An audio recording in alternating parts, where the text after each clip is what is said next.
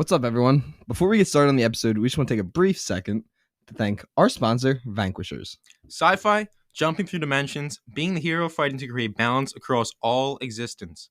Does that sound like the kind of heroic journey you would be excited to experience? Look no further than Vanquishers trading card game. That is within your reach. So, step into the Vanquishers universe today.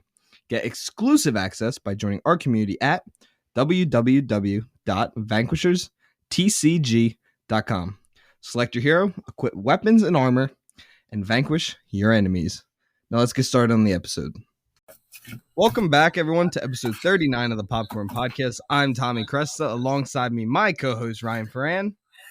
Ryan, how you doing? I'm doing pretty good today. But yeah, you can listen to us on Spotify, Apple Music, Google Podcasts, anywhere besides Pandora, because they still hate us. And then we would really love to introduce my favorite guest we've had on the show so far that I've been waiting 6-7 years for. And this is Devin Washington. Devin, how you doing, buddy? I'm doing good, hanging in there. How are you guys doing today? Great. I mean, I'm just ecstatic. Like, I've had a ear-to-ear smile since I knew you were coming on the show. I appreciate the love, man. I mean, that's all I'm trying to spread. I know people have their reservations about stuff. I mean, I've been a writer for a long time. I had people attack me for opinions. And I mean, it's just at this time of day, it's like there's so much destruction and so much trying to pin each other against the wall. It's just too much hate nowadays, you know? And I'm not speaking for everyone. People might feel more loving than destructive, but you see what's going on in the world. You can't help but just roll your eyes and just see the world go backwards. And it's really good to escape for a while and talk about superheroes for a little bit, you know, just try to escape for a few hours. Yes, sir. Yeah, and I mean, me and Ryan, once we all agreed to do this Marvel rankings episode, me and Ryan had to watch 18 movies in 8 days, which was God. My mom didn't understand. She's like, that's not even hard. Just sit around, grab some popcorn. I'm like, this was the most that's difficult. That's homework. That's homework. Me and Ryan are so miserable about Marvel. It is terrible. Dude, no. I literally said, I'm like, if they mess up again, I'm literally taking like a 6-month break. I'm not kidding. Yeah. I would literally take the longest break. No, and we did it in we didn't even do it in order. Like, we just watched Thor today. That was like our final thing. I watched Black Panther and Thor today. So I've had no order to my watch list. Yeah. Oh, yeah, no. It's all out of chronological order. I don't even have my movies in chronological order anymore. That just causes too much stress for me. But yeah, we're here to rank the MCU and just the films, everyone, and only films that have been officially considered canon. Yeah. So no Andrew Garfield, no Tobey Maguire, no X-Men yet. Nope. But yeah, we're gonna start from our lowest films and then work our way up to our top films. Everyone okay with that, Ryan? That sounds good. Yeah, great. That's fine. Okay, Devin, you're the guest. So what is your lowest ranked MCU film? Okay, so first things first, the last film has a lot of creative things that I loved about it, but there was a lot of interference and there was a lot of headbutting behind the scenes. But Thor: The Dark World is my last film. Ooh. Like I said, there's great stuff. I love Brian Tyler's score. I love the cinematography. I love the action. I love the darkness to it. But there's just too many jokes, and it just undercuts the seriousness. Yeah, yes. And it's like Alan Taylor said that him and Marvel butted heads. I know Patty Jenkins was rumored. Don't quote me on this. She was rumored to do it. No, she was. I remember. She was confirmed. She was confirmed. Okay, yeah. So I remember now. She said she was confirmed to talk about it, and then she dropped out. But this was one of Marvel's struggles early on, where they try to do too much, and I think that got them in trouble early on, and that causes a lot of red flags to work with them. Whether you're a writer or producer or an actor, it's kind of like, you can kind of see the actors speak their truth about getting locked into these long-term contracts and missing out on opportunities. Like Lizzie Olsen talked about it recently. Like, I missed out on a lot of opportunities and it's pissing me off. And I'm like, yeah, I'd be pissed off too to be locked into a 9-picture deal and miss out on other opportunities. It's like, I'm living and breathing a superhero for my entire life and I can't do other stuff. That's not fair. Yeah. So no, like Robert Downey Jr., like I love him to death as Iron Man, but he needed a break. He needed a break. Chris Evans needed a break. They all needed a break. Yeah, Chris Evans is playing a villain right now in The Gray Man with the Russos. Oh yeah, I know he looks fantastic with the Henry Cavill stash. I'm like, I know he needed a break. I know he was loving that break. I knew he needed it for sure, definitely. But yeah, Ryan, do you want to go on to your least, I guess not least favorite, but your lowest ranked MCU film? Yeah. My lowest ranked is The Incredible Hulk from 2008. Oh, yeah. Man, I love that movie. That's a tough one, but bring it on, bring it on, bring your opinion on. I think this is the pretty general choice to be the last, but Okay. when we rewatched it, me and Tommy rewatched it together. I think we both agreed like it wasn't as bad as I remembered it being. Yeah, it wasn't as bad as everybody says it was, but it just there was so much about it that just like it felt kind of forced almost. Like the Hulk stuff, it didn't look amazing. Abomination, like the design, it doesn't look horrible, but the design is just not comic accurate at all. But I don't know. I think it's just a lot of missed opportunities, and the acting, it's okay. Ed Norton as Bruce Banner, he's not doing a bad job, but I think Mark Ruffalo does a much better job. And I think just everybody as a whole it's kind of just a weak film. Like you can tell they really didn't try too hard and they're making it. So that's why it's the last one for me. Okay, I understand what you're saying. I agree with that. Devin, I'm so sorry. I'm about to make you mad again because no. Go ahead. I also have the Incredible Hulk as my, and this Ryan knows that this hurt me because going into it, I was like, "Oh no, dude, it's so much better than you remembered." And then I finished watching. I was like, "Man," I was like, "That it didn't." Because I think why I had such more of a negative feel toward this time because I had just finished Iron Man 1, like a lot of Phase 1, and it felt so much. It didn't age as well. Inferior for you, yeah. Right. Like the CGI didn't age as well, and I love the design of Hulk in this. It looks great. My favorite design of all time. Yeah, I love the design. But I love Ed Norton. I couldn't see him. The more I was watching, I was like, I just have Mark Ruffalo. I guess like that's my ideal Hulk. Yeah. Okay. I get I what was you mean. heartbroken though, dude. Like I'm watching. I'm like, this movie. But yeah, I think I was telling Ryan a funny story. When the Hulk was coming out, my dad got sent a disc with it burned onto it, and we were like, "Oh!" Half the movie was in German, another quarter of it was in Spanish, and then another quarter was in English. Terrible. I understand Spanish a little bit, so I wouldn't be pissed about it that much. Oh God, I was like 6 years old, and I was like, I don't know what they're saying. I don't need subtitles. I could kind of understand what they're saying. But no, it hurt me. But I love Liv Tyler in the role. Oh yeah, she was so good. I love her and everything. Ryan kept making fun of her because how she talks like with a whisper the whole time. She whispers like every line. If you get that job, that's mean. She like whispers everything. It's kind of funny. Just think about Armageddon. Yeah. She lost her father, Ryan. That's one of the only Yeah. That's probably why she was still dealing with that. I'm pretty sure. She was still like Bruce Willis is gone. Yeah. But yeah, moving on. Shut up. Moving on from that. Affleck did commentary on that. That was really funny. I love Ben. I love when he Ben. talks about that. Mm-hmm. He's great. I love him. Me and Ryan have arguments about him quite often. Oh yeah, I love Ben, dude. But he's still figuring his shit out too. We all are. Yeah. Yeah. It seems like I'm very happy for him because even though I want to see him as Batman more, but can't. Mm-hmm. I'm happy that he's like been sober for a couple years now. He's me too. So I'm really happy for him. So, yeah, I'm just happy that he got his personal life together again. Well, he's trying to, Yeah, that's the main thing. There was like 5 years where it was bad. Oh yeah, dude, it was really bad. The studio interference, trying to make his movie, and people pissing on him for stupid stuff. It's like just leave the guy alone. Yeah, like he needs a private life, and he didn't have one. Yeah, no, he didn't. But moving on to this very sad topic. Moving on with our MCU rankings. Devin, what's your next movie? Oh man, this is gonna make people confused. Iron Man 2. Oh, what the hell?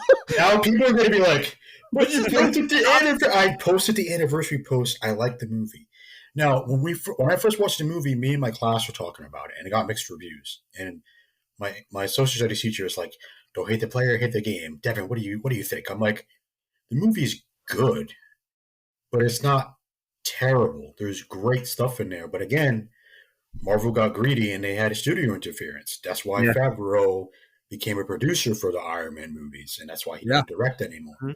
Now, I'm not going to make assumptions about who did what and who said what. I don't know. The movie's good, but it's completely inferior to the first one. Now, I like Black Widow. I thought she was great. None of the introductions of the heroes was bad.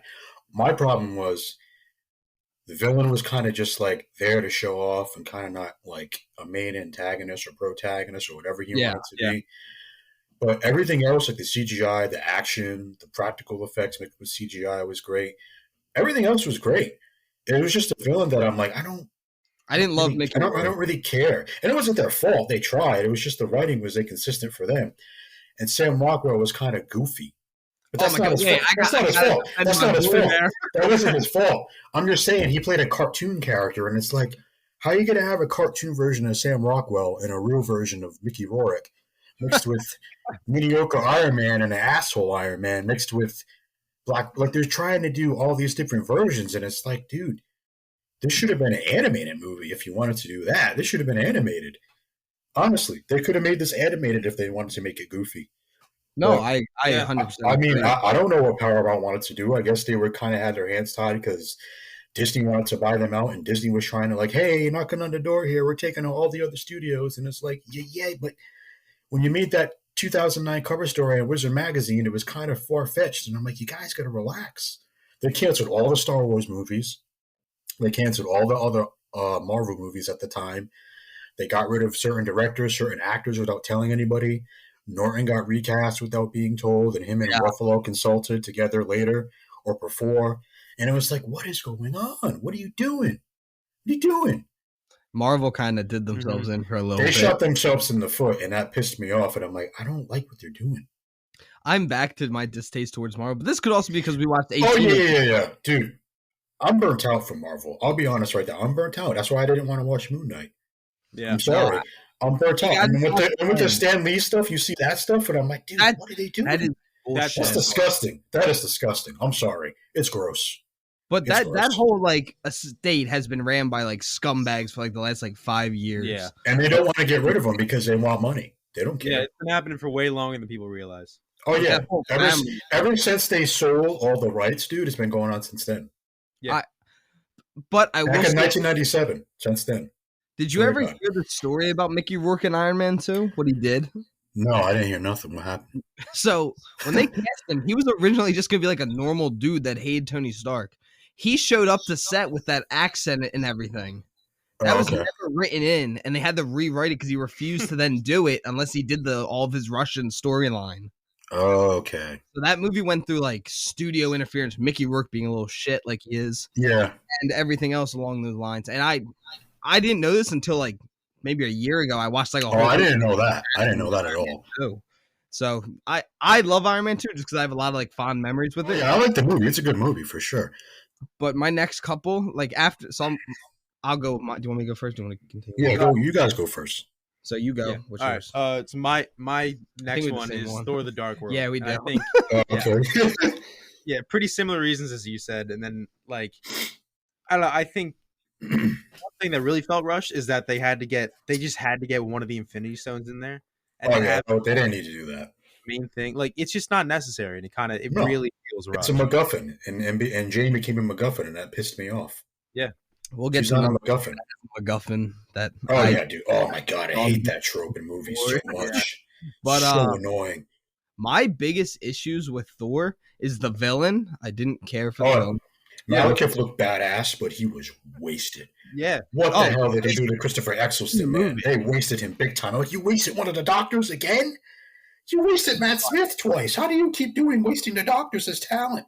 But then, what really makes me... So, I love Zachary Levi. I was like, I hate him. I didn't even realize until we just started watching it today. I was like, Zachary Levi's in this movie? And they killed him off? Question mark? They killed him off? In Ragnarok? Why? Yeah, they kill off that whole squad. They're like, that was such a waste of time. Oh, because he's going to do Shazam? Like, what if he didn't get Shazam? Then you would have killed him off for no reason. I didn't know that was, when I was watching, because I just watched Ragnarok for the first time this week. Right. And I had no idea that was the three of them that he kills when Helena. That pissed me off so much. Ryan was like, yeah, that's pissed me off. She kills. And I was like, I'm like, why would you kill off the Warriors 3? Why would you do that? Thor's the best, he's by himself. Terrible decision. It was just a lot. Like, they tried, it did the same exact thing Amazing Spider-Man 2 does. Oh, God. That movie. Hey. Still has the best web swinging. Oh, dude, the web swinging is elite. I'm not talking about the web swinging. I'm talking about the studio interference. That studio interference was wild. Yeah, that is. Yeah. Ryan also knows, poor kid. I have cried every single time I've ever watched that movie. Literally every single time I see Gwen, I cry like a baby. Oh, I cried during. So we went to like big premiere event for No Way Home, and I cried. Squeezy caught her because all in my head. Oh my god! And I just started. I have flashbacks to that sequence. I'm like, dude, can I get a break? Can I stand up for like 2 seconds? No, sit down. All right, I'll sit down. I'll take it in. It was too much. But yeah, so that is my other film. That is my second least favorite Marvel film. Devin, what is your third? What is your third one? Oh, we're going in order now. All right, Iron Man 3. Now. I can get behind that one. I can get behind the trailers were amazing. But my problem with this movie was nothing else except for there was a little bit of studio interference. And I know people got pissed at the Trevor Slattery stuff, and I'm like, it's funny, but you kind of had a misdirection here. You had him be the main Mandarin in the trailers, and then the reality was, here's Guy Pearce. I get why they did it, but it didn't work for me. And I'm like, you had an opportunity with Ben Kingsley as the real Mandarin, and you threw it in the key, and you got locked outside the house. Not a good deal. Hey, we got Shang-Chi. Yeah. That's fine. Oh, yeah. We got to make up for that. But it's like, dude, they had an opportunity to do it the first time, and they said, nah, comedy sketch. We don't need comedy sketches. And then they do the comedy sketch within the comedy sketch, which is happening after that, and they bring Trevor Slattery back into that short film. And I'm like, who is this? Why? Yeah. Why? And people are like, huh? People are in the theater are like, is Ashton Kutcher here? Did we get punked? And I'm like, yeah. He was secretly recording out of the theater. We got punked big time. Yeah. And I'm like, you know what, Marvel? I'm taking another break. I'll see you guys in 2014. Do not mess up Captain America. Otherwise, I'm going to start boxing in my room again. And I'm going to relieve a lot of stress and just take a break and decompress for 6 months. I can't keep getting mad at these movies. I can't do it. No, it's okay. Ryan broke my boxing bag the other day. That was an accident. Oh my goodness, that's great. Too strong, so it's no. It wasn't because you're too strong. It's because I told you not to punch it like that. Under the pressure. No. Yeah. But yeah, Ryan, do you want to move on to your movie? Yeah. So my third least favorite Marvel film. You don't have to say that anymore. We're just gonna go. I know. Now. It's gonna be Black Widow for me. Ooh, interesting choice. I like that choice. Controversial, and I was surprised at myself that I put it this low, but I don't know. This movie just felt really rushed to me, and all the stuff with Scarlett Johansson missing out on all that money. It really sucks for her. But it does. It does. That's one thing that sucks. But the one thing that I really don't like about this, Taskmaster, I don't care. That's totally. I can't wait to talk about that when I get to my part. The fact that they wasted Taskmaster like that, Taskmaster is a villain who can take on the Avengers single-handedly. He is one of the coolest villains. She, and then that's fine. So cool, and they use her in one movie, and that's it. One scene, really. Yeah, it's the bridge. Oh my god, it pissed me off so bad that they wasted that villain. But and just everything else. I think the best part of that movie is bringing in Yelena. Yeah, Yelena. That was badass. Florence Pugh, genius casting, genius. Yeah. No, she's fantastic in that role. She crushed it. I think that's one of the only good things in that movie. But yeah, that's where it is for me. How about you, Tommy? Okay, so we get a lot of hate for this part where I'm about to say, me and Ryan do not see each other's lists until we go into recording. That's true. Yeah, so I have no idea that. But mine is also Black Widow, so we are 3. Oh, well, that's pretty good. That's healthy. Yeah, it's something in common. We've had one movie that we've reviewed that we've had a score of outside 3% away from each other. Yeah, one film ever, and we'll get to that movie later on. Yeah, but I didn't like this movie, so I didn't like it from the very first time I saw it when I was sitting in there because there was no fear of losing her. I was never exactly right. Secondly, CGI in the final big battle scene. Terrible. Oh boy, I can't wait to talk about that one. CGI in the Marvel movies are a problem. Oh yes, and they're only getting worse. Yeah, they get worse. How do you get worse with time? Iron Man 1 has some of the best CGI of the whole Infinity Saga. Yeah, and it's some 2000. And he looks like a PS2 figure in Infinity War. He looks like a PS3 remodel. I'm sorry, he looks fake. He looks like a Lego piece. Yeah, and Lego has better graphics than that. It's sad. But Black Widow, I didn't care for any of the characters they were showing me except for Yelena because I love Florence Midsommar. I didn't care for any of the other characters, which I know people are going to be like, what? But we got all these. What are you talking? I don't care. Not Target Master. That's a gun range. Master. Target Master. Yeah, I know. You keep getting ripped on by people. Taskmaster was a complete waste of a character. It's one of my biggest pet peeves because me and Ryan, when we both saw it, both agreed they wasted one of the coolest villains that you can have because, again, they can take on the Avengers by him or herself, whatever they want to go with. And... yeah, you get that one awesome scene on the bridge when they fight, and she does Spider-Man, Captain America's moves, Black Panther. Yeah. Yep. And they don't see her for like 45 minutes. Yeah. Stupid. Very silly movie that doesn't know what it wants. Yeah, like if they had put that out like years ago, like in phase 1, that would have been I would have loved it probably. Yeah. Yeah. They took too long. Yeah, it took too long. It lost any like care. Like, oh, could something happen to her in this one? Yeah. But I'm like, did you see Endgame? Did you see what pissed people off? You didn't have to do that. But I'll get into that later into the rankings. Oh my god, the stuff with those. So many issues with these movies that piss me off. Oh, I didn't notice them, a lot of them, until I start watching them all the way through just now. Dude, rewatching them is such a heart-stakingly painful thing to do. It's like torture. It's like psychological torture. It's like, I don't like Saw, but it's like watching a bad Saw movie. It's like, I hate those movies. I love James Wan, but if I watch those movies, I'm going to have a nightmare for 6 months, and I will never watch a horror movie ever again. That's how bad it is. I can't watch those movies. I'm sorry. So before I get going into our next level, our fourth movie that we're going to talk about, I want to just clarify. So when I ever rank movies, I have different tiers. So right now we're in the shit tier, which I highlight red, and then we have my bronze tier, silver tier, and gold tier. So we still have 2 more movies in the shit tier for me. Yeah. This is the bottom tier stuff. This is low tier. Like I'm on Letterboxd, and it's kind of like similar, but it doesn't mean they're like unwatchable or bad. There's just things creatively that a lot of us come to light, whether it's the creatives or the fans, come to light later and say, I don't like that we made that decision. Yeah. And obviously people don't have to say everything, but it's more comforting to be like, oh, they get me. They understand what I'm saying. Yeah. You know what I'm saying? So that's cool that we were on the same page years later, and we can say that comfortingly without getting yelled at for it. You know what I'm saying? We're still going to get yelled at for it, and that's fine. I don't care. We don't care. They shouldn't care. Everyone's opinion is different, and we got to call Marvel out for their shit because they're not trying hard enough. They're not. They don't. Oh, wait and it sucks sometimes. My next film, when we get to me, that is going to piss people off, and I think this is gonna piss people off too. People are like, "What?"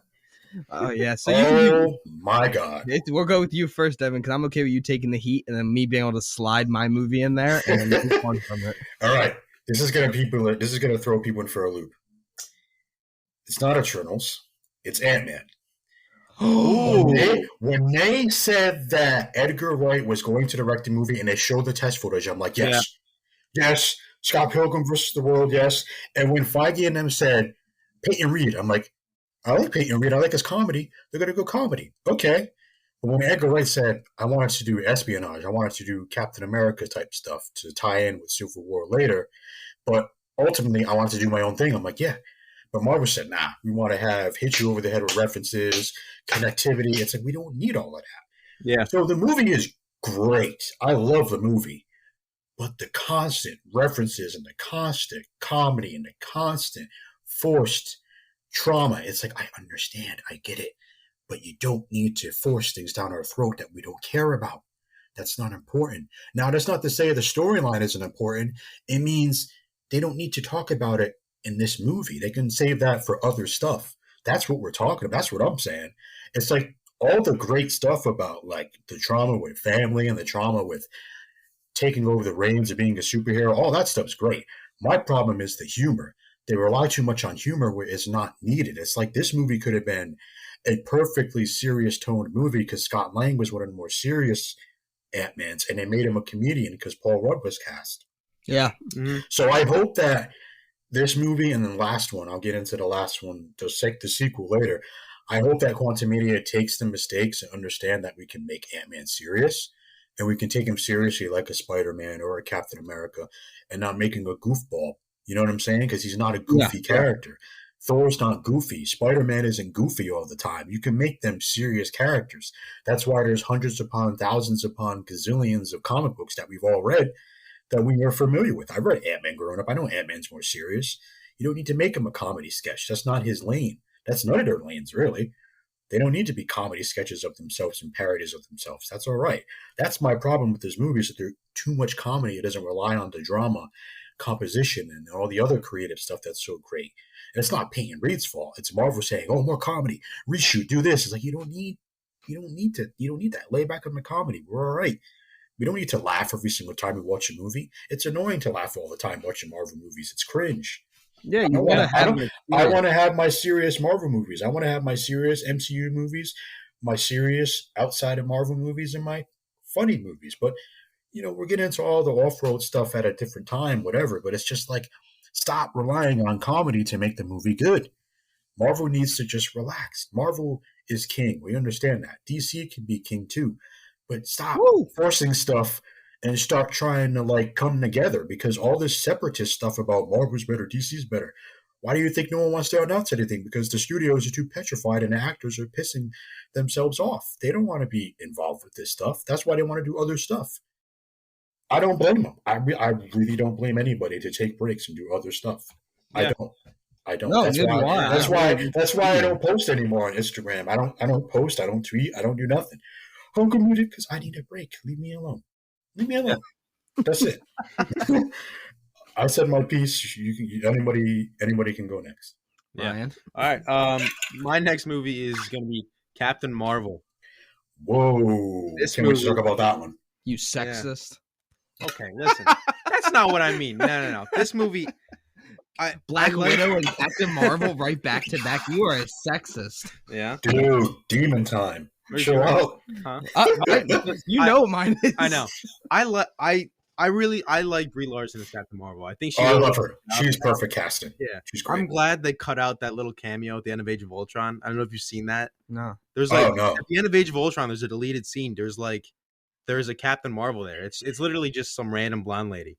It's nobody very notable, but she was just there and they cut that. Thank God. But that's so random. They don't need that. Yeah, it was so random. But this movie, I think it was just a lot of missed opportunity. I think this stuff going back to the 80s and stuff like that, yeah, right. They really used that well. It was just a normal, very, very average run-of-the-mill Marvel movie. It didn't do anything fun with that kind of setting. They didn't recreate the wheel for female superheroes at all. Yeah. No, it didn't do anything with that. Wonder Woman. Yeah. Woo! Wonder Woman was goated. Wonder Woman is everlasting because she's the GOAT. Yeah, that's it's just the truth. It's just the truth. She's the GOAT. Yeah, absolutely. Yeah. But all the stuff like the younger Nick Fury, that was again. Oh, that was goofy. I didn't like what pissed me off about that movie. Just to shoot the shit right now, is how we lost the eye. It literally does not tie into Winter Soldier at all. Yeah. No, it's so dumb. It's so stupid. Winter Soldier, when he's just talking about it sounds so badass. The last time I trusted somebody, I lost. They didn't need to show that. They didn't have to show that how it happened. They could have just had it be a dialogue expositionary piece, and we could have imagined in our head how we did it. They didn't have to show any of that. Absolutely, that was a mistake. That was a mistake. Never. I wish I've never seen that. Absolutely agree with you. Yeah, but I think that's all mine. How about Tommy? What do you think? So this one is gonna get me in trouble. Yeah. But mine's Spider-Man Far From Home. Oh man, people don't like that one. Yeah, people don't like that one. I can see why. I've said my piece on this movie 100 times on this show. Yeah. I have two things. You're in Venice and you use green screens. You couldn't have done stuff in Venice, one of the most beautiful cities in the world. Practical effects, man. Where are they? Doesn't happen in New Marvel. Bring it back. Secondly, what just assume that comic book fans would forget the 20 years that Mysterio's been a bad guy for every single iteration of the character.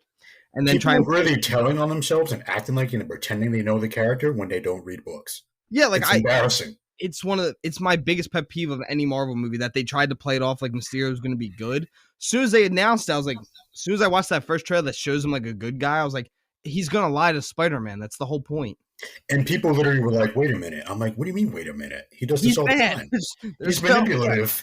Read the comics. Mm-hmm. And general audiences literally tell on themselves every single time a trailer comes out. Mysterio, no, he's not. He's bad. He is fully a bad dude. And in the end, going into No Way Home, it kind of felt like they put him in it as the MacGuffin for some way to get his identity out there to let That's the next story happen. Again, another stupid decision. So, I don't fully agree with that. But I think that they held it too long of him being a good guy. See, they wasted so much screen time. An hour and some change. We get it. Mm-hmm. We get it that Mysterio is pretending, but you didn't have to drag it along for the whole half hour. Yeah. I'm like, dude, get to the point. And then they wasted so much time, and then you don't really get the satisfaction at the end. When Spider-Man wins, you're like, Spider-Man lost that fight because he took too damn long to figure it out. Yeah, people are getting murdered by Spider-Man's supposed to be the smartest kid in the MCU, and they treat him like a moron. And I'm like, I 100% agree. Why do they make Tom Holland Spider-Man so stupid? It's embarrassing to the comics. It's embarrassing for him. Yeah. It's embarrassing for Tom because it's like, I want to make Spider-Man smarter, but they don't let him. No, you get those scenes in Amazing Spider-Man and Tobey Maguire's where he's building things to help him because he's like, oh, this guy's going to beat me. I need to put coils on my thing so I can charge my webbing. Like, that's you see him be so smart, and Tom doesn't have that scene yet. I think they did that so well in No Way Home, but we'll get to that later. Yeah. That's down the line for me. Mm-hmm. Yeah. But... Yeah. So I'm having a great time talking about this. Do you guys want to do each one of us does 2 movies so we don't? Oh yeah. We can do 2 or 3 at a time. And so then we're working through them. Advance, so we're not sitting here forever because we don't want this to be long. I don't care, but I know the listeners. I don't care, but I know people that get on with it, you moron. It's all right. Yeah. They're like, I'm not trying to listen to the Zack Snyder Justice League podcast. It's 4 hours. Oh yeah. I'm having a great time, but I went and looked at the time. I was like, oh god. Oh yeah, we'll talk about DC another time. That's another great topic to talk about those movies. That would be fun. Mm-hmm. Devin, I think those would be less stressful to talk about for me anyway. Oh no, they're not all of them. Yeah, well, for me. Yeah. But Devin, I gotta say, so far you're killing it, and I'm having absolutely. I appreciate it. I mean, I've been reading comics my whole life. I know people try to say you don't know where you're. It's like, again, I'm not talking to you idiots. I'm talking to my people that know what they're talking about. It's like I literally said, if you're not about positivity and you want to act stupid, go away. Play stupid games, win stupid prizes. Exactly. Oh, you remember that tweet? Oh, you're a real fan. You remember that tweet? You remember that one? Wait, that's a tweet from you? That's a tweet. That's a tweet. That's a post from me. I got told that in basic training, and it has become my favorite quote to use. Yeah, that's literally all the time. I literally use that for people were complaining about Wonder Woman 1984, and I'm like, dude, DC can have colors. Hello. Oh, we can have colors. We're I'm not like, the right what? people to talk about because we both despise that movie. Oh my god, there's so many problems with that movie, but it made me cry like a baby. At the end. Great stuff. We are talking about Marvel today. Yes, keep it on topic before we get canceled. But Devin, what are your next 3?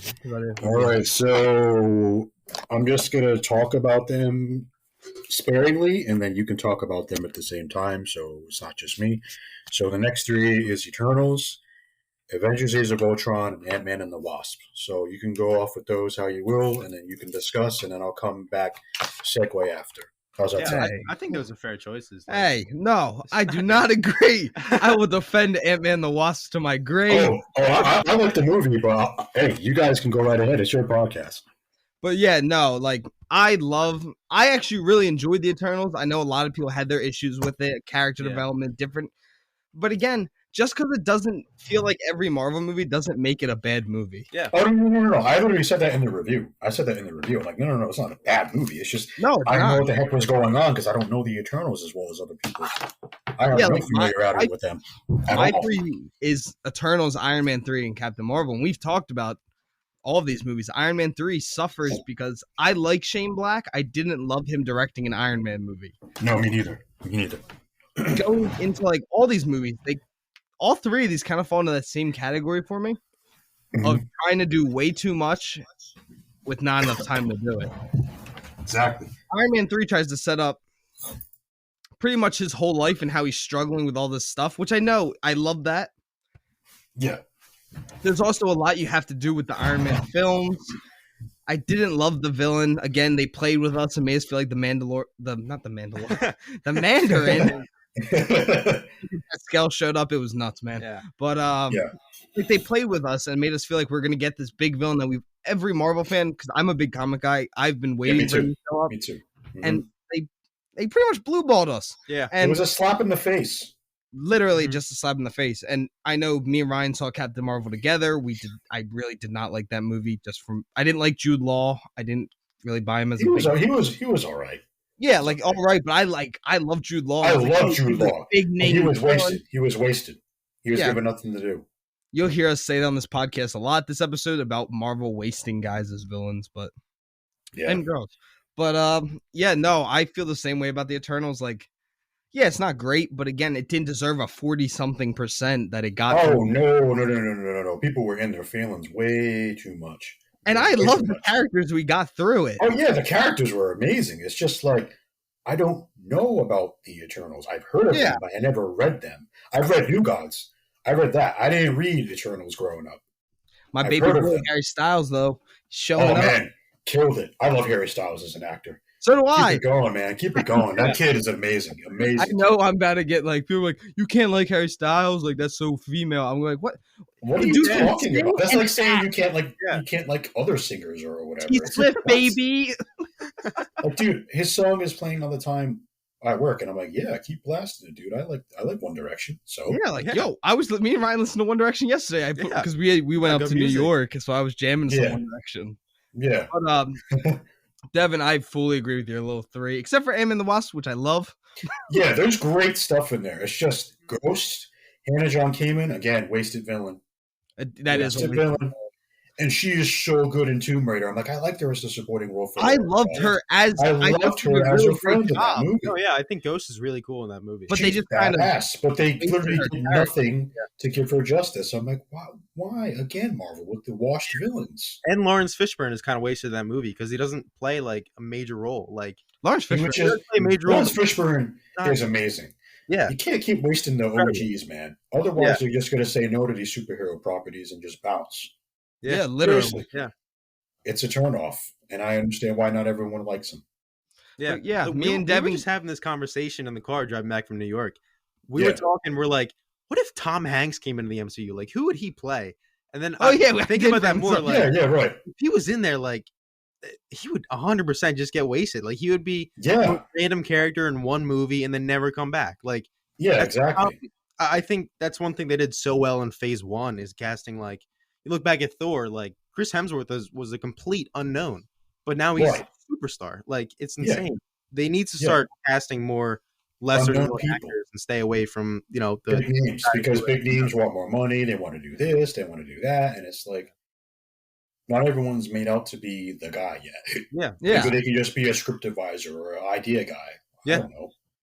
Ryan, what were your three? Because me and Devin both gave our three. Next one. Oh, but I want to talk about Age of Ultron after Ryan. After Ryan talks about his third or second. My next three are Iron Man 2, Thor, and Eternals. So Thor made a lot higher up than you said it was going to. Yeah, I remember we just watched Thor, like Tommy said earlier. I love Thor. I remember hating it. Great movie. I didn't hate it as much as I thought it did. It's not all. Yeah, I don't think it's great, but it's not as bad as I remembered it being. To be honest, so yeah. Do you want to know something cool about Thor, though? What's that? So Thor's a pretty hairy guy, right? No. I think Thor used our discount code CANDB at manscaped.com and got 20% off and free shipping. Yeah. They did it all the way to Asgard. I thought it was incredible, man. Yeah, for sure. It's amazing. So we want to take a quick second and thank our sponsor of this episode, Manscaped. So if you do want 20% off and free shipping, use our code CNB. So that is CANDB at manscaped.com. Again, 20% off, free shipping with our code. And keep doing that so we can keep making more money. Yeah. Keep getting free stuff. Quick recommendation: highly recommend the ball deodorant. I got to be honest. No. This is a true story. I used it before we left for New York. Got back home, still smelled great. And that, I think that's the best endorsement I can give that product. So I highly recommend that, along with everything else they sell. Everything they've given us and everything I've gotten on my own, it's been amazing. So everyone buy the 4.0 performance package. It comes with underwear, t-shirt, nose trimmer, ball deodorant, ball toner, all this stuff. I'm wearing the underwear Ryan's right wearing the underwear right now as he just flashed me, which was great. Sorry. But everyone use the code CANDB at manscaped.com. Thanks to Manscaped. And back into this episode. Yeah. But flawless. Perfect transition. Yeah, but I think I mean Iron Man 2, Devin kind of said it a lot. Yeah. Oh no, I'll just let you guys talk. I'm just trying to think my thoughts about Age of Ultron, what I liked about it, what I didn't like. Yeah, but I think Eternals, it's very different, but I don't think it's awful. But shout out to Kumail Nanjiani, who is definitely going to be listening to this, obviously. That dude got so... He was so funny. He was so good. Yeah, he's charismatic. Yeah. Yeah. I think everybody did a great job in that movie. I don't think there's any bad actors in that movie. Oh, yeah, no, everyone killed it, man. It was great. And I think it was a very pretty movie. The cinematography. Yeah, the CGI has been awful recently. I think the CGI is really, really good in that movie for the most part. It's one of the stronger computer-generated stuff that was used for a Marvel film recently. Anyway, yeah, absolutely. I think all the characters are great. I think it's a lot better movie than people could give it credit for. But I don't think it's one of the greatest Marvel movies ever. So no, yeah. But shout out to Chloe Zhao for actually kicking ass and doing exactly what she wanted to do. Yeah, I'm always behind the directors and the creatives. Respect, 100% respect to her for sure. Absolutely. All the directors that make these movies, by the way. Yeah, because these, I feel like no one gives them enough credit. These are hard movies to make. You are given ideas of what you can and can't do. Mm-hmm. Yep. And they make it work. Yeah. Especially Taika. Taika really does. Oh, man. Taika's a madman. I love his work with Thor. It's great stuff. Fantastic. Can't wait to see the new one. Oh, my God. Oh. I haven't watched the trailer yet. I'm reserving my hype for the trailer. Okay. Did not watch it yet. The first one, but this one I haven't watched. I'm saving my mantra. Oh, I think that was me tagging you in a post that just came across. But what are your thoughts on Age of Ultron? Because that's actually in my next 3. So I love the movie. There was a point where I ranked it above Avengers, the first one, when I wrote the review, and people were like, "You are out of your freaking mind." I'm like, "Give me time to rewatch it," and then I rewatched it in my head. I rewatched it when I got the Blu-ray, and I'm like, "This movie isn't that good." Thank you. And I said, "Everything's good, but Ultron again." The cartoon character type villain. And it's like, why is he a cartoon character? Yeah. He's supposed to be the technological god, right? And taking over the Avengers and having them fight each other and go after each other. It's like, there's too much comedy. Yeah. And they're trying to set up Civil War where they didn't have to set up Civil War. And they're trying to set up Vision. They didn't have to have Vision. It's like, Vision was good, but again, he's a MacGuffin for an Infinity Stone, really. What was it? The Mind Stone? Yeah. It's like, dude, stop with the MacGuffin. Stop with the humor. And Josh Whedon at the time, I'm like, he needed a break. And people were like, well, he was this, he was that. I'm like, get him out of there. Yeah. Get him out of there. Let him go. That he ruined by Justice League. Yeah. Yeah. Oh my God. This guy. But then it's like, dude, what is Marvel doing? Yeah. Give it a rest. You don't need to churn out every movie every single year. Give it a rest. Mm-hmm. Chill out. Make a union for the VFX people, for crying out loud. They're under scrutiny in crunch time. No wonder the VFX look trash because they don't have time. They don't have a union, the poor kids, the poor people. They don't have time to do any of that stuff anymore. It's like, where was this? Back in 2008, did they have a union? Did Paramount have a union? We don't know. I don't know. Maybe they had a union for Paramount before Disney cleaned house and fired everybody and got rid of all the studios, got rid of Blue Sky Studios. Big mistake, by the way. But it's like, dude, I don't understand. I don't get the mentality of Disney. I don't know what they're doing. I'm not excited for Daredevil, the Disney Plus series, because I'm fearful that it's not going to be good. I'm in fear for my life for that show. And if they mess it up, I literally am going to take a detox cleanse and not watch Marvel for a year. I swear to God. I'm not going to watch Marvel for a year. I'm like, where have you been? I don't watch that stuff anymore. I'm gonna say, Devin, me and Ryan were sitting watching Marvel getting our rankings done, and you're the one that broke the news to me that a Daredevil show is coming out. Yeah. Yep. As soon as I saw it from the trades, I'm like, oh no, they're gonna make it a show. Prayers to the creatives because they're gonna need it. They had unknown writers and people. Yeah, why? Why get new writers? Why would you get? That's just gonna have Marvel. They're gonna be walking on eggshells. Yeah. They are not going to get to be able to do what they want to do. I'm telling you right now. They're going to be walking on eggshells for the entire creative process, and it's not going to be good. So I don't know what they expect. I don't know if Charlie and company are coming back. I would not make that show. I would just be like, no, let's chill out. Let's make a movie later down the line. You don't have to do it now. Just chill out. You just got the rights back. Chill out. Yeah, Charlie loves Daredevil. If Charlie doesn't come back, I won't watch it. But I'm 90% sure he's not going to do the show. He's not going to do the show if the creatives are not going to be given what they want to do. Oh yeah, because he said he wants it to only be like the other show, the Netflix show, and it's not going to touch or light a candle to that show. When they canceled it, I'm like, big mistake. You should have just had Netflix do their stuff, and you should have just had Marvel Studios be left alone. And get rid of Ike Perlmutter and all of them and just let Marvel live on television with Netflix. Yeah, transitioning to Disney Plus, mistake. I hope if they can keep – I don't know why they got new creators, though. Just keep the same ones you had that were making it. Exactly. Stephen the Knight and all of them. What the hell happened to them? They all disappeared like the blip. They got snapped out of existence. It's terrible. It's bad. It's Mickey Mouse. That man got the Infinity Stones. Yeah. Mickey Mouse has taken all the Infinity Stones and they want to we want to get rid of Mickey Mouse now because he has too much power. That bastard mouse is ruining our childhoods. Ruining our superheroes for clout. He beat up Joe Jonas. If anyone watched that Family Guy skit. Oh my God. Joe Jonas in the office. He probably beat Kevin Feige into submission. I don't know. I don't know what's going on with Mickey Mouse. No. What happened to him just whistling, minding his own business on a boat in black and white? What happened to that? Yeah, just whistling, living life. What happened to hanging out with Sora and shaking hands and just going to different worlds and saving people? He's under the Darkhold with Wanda? Jeez. He's under the Darkhold with Wanda right now. He's like under control of everybody else. Like, God, man, what's going on with that guy? Yeah. Mickey Mouse. Mickey Mouse. Horrible.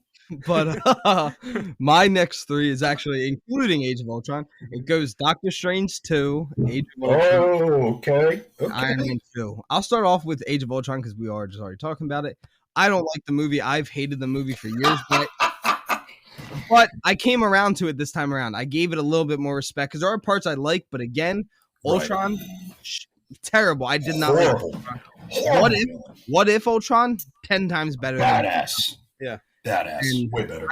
I just don't like. I hate how Quicksilver gets killed, and then it's kind of like a joke. It's like a callback. I was like, I wanted to fight the studio. I wanted to fight the director. I wanted to fight Feige. I'm like, dude, what did you do? You killed off Aaron Taylor Johnson. Why would you do that? Now we get him a contract. You just signed a contract, and then you have Evan Peters play a fake version of him. Why would you do that? Why would you do that? That's why I don't talk about the shows. That's why I don't talk about the shows. I don't talk about the shows because it gives me too much depression. I can't. But I can't talk about the shows. Yeah, so my next. I'll just say my next three real fast. My next three is Age of Ultron, Ant-Man and the Wasp, and Black Panther. So yeah, I know. But okay, all right. I got a comparison. Okay. Yeah, just to tap on Age of Ultron real fast. I honestly really like James Spader as the voice of Ultron. I think he's great. Good. Yeah. And I think I love the scenes of just the Avengers hanging out, like that party scene. Great. I love that. So humanistic, if that's a word. Yeah, I think so. It is. And humility with them together and just being humans and not being superheroes and stuff. That was cool. Yeah, that stuff's great. And I think Ultron's introduction, like when he walks in and he's that Stark robot all destroyed. Yeah, all destroyed. That was scary. That was scary. That's James Spader. Was terrifying. It's scary looking and it's great. But the way later he's just like he's a cartoon. Yeah, he's just making different suits and scrapping the other ones. It's laughing. And he's just making jokes. And it's like I don't like that. It's like Ultron's supposed to be the big bad before Thanos, and he's cracking jokes about the internet.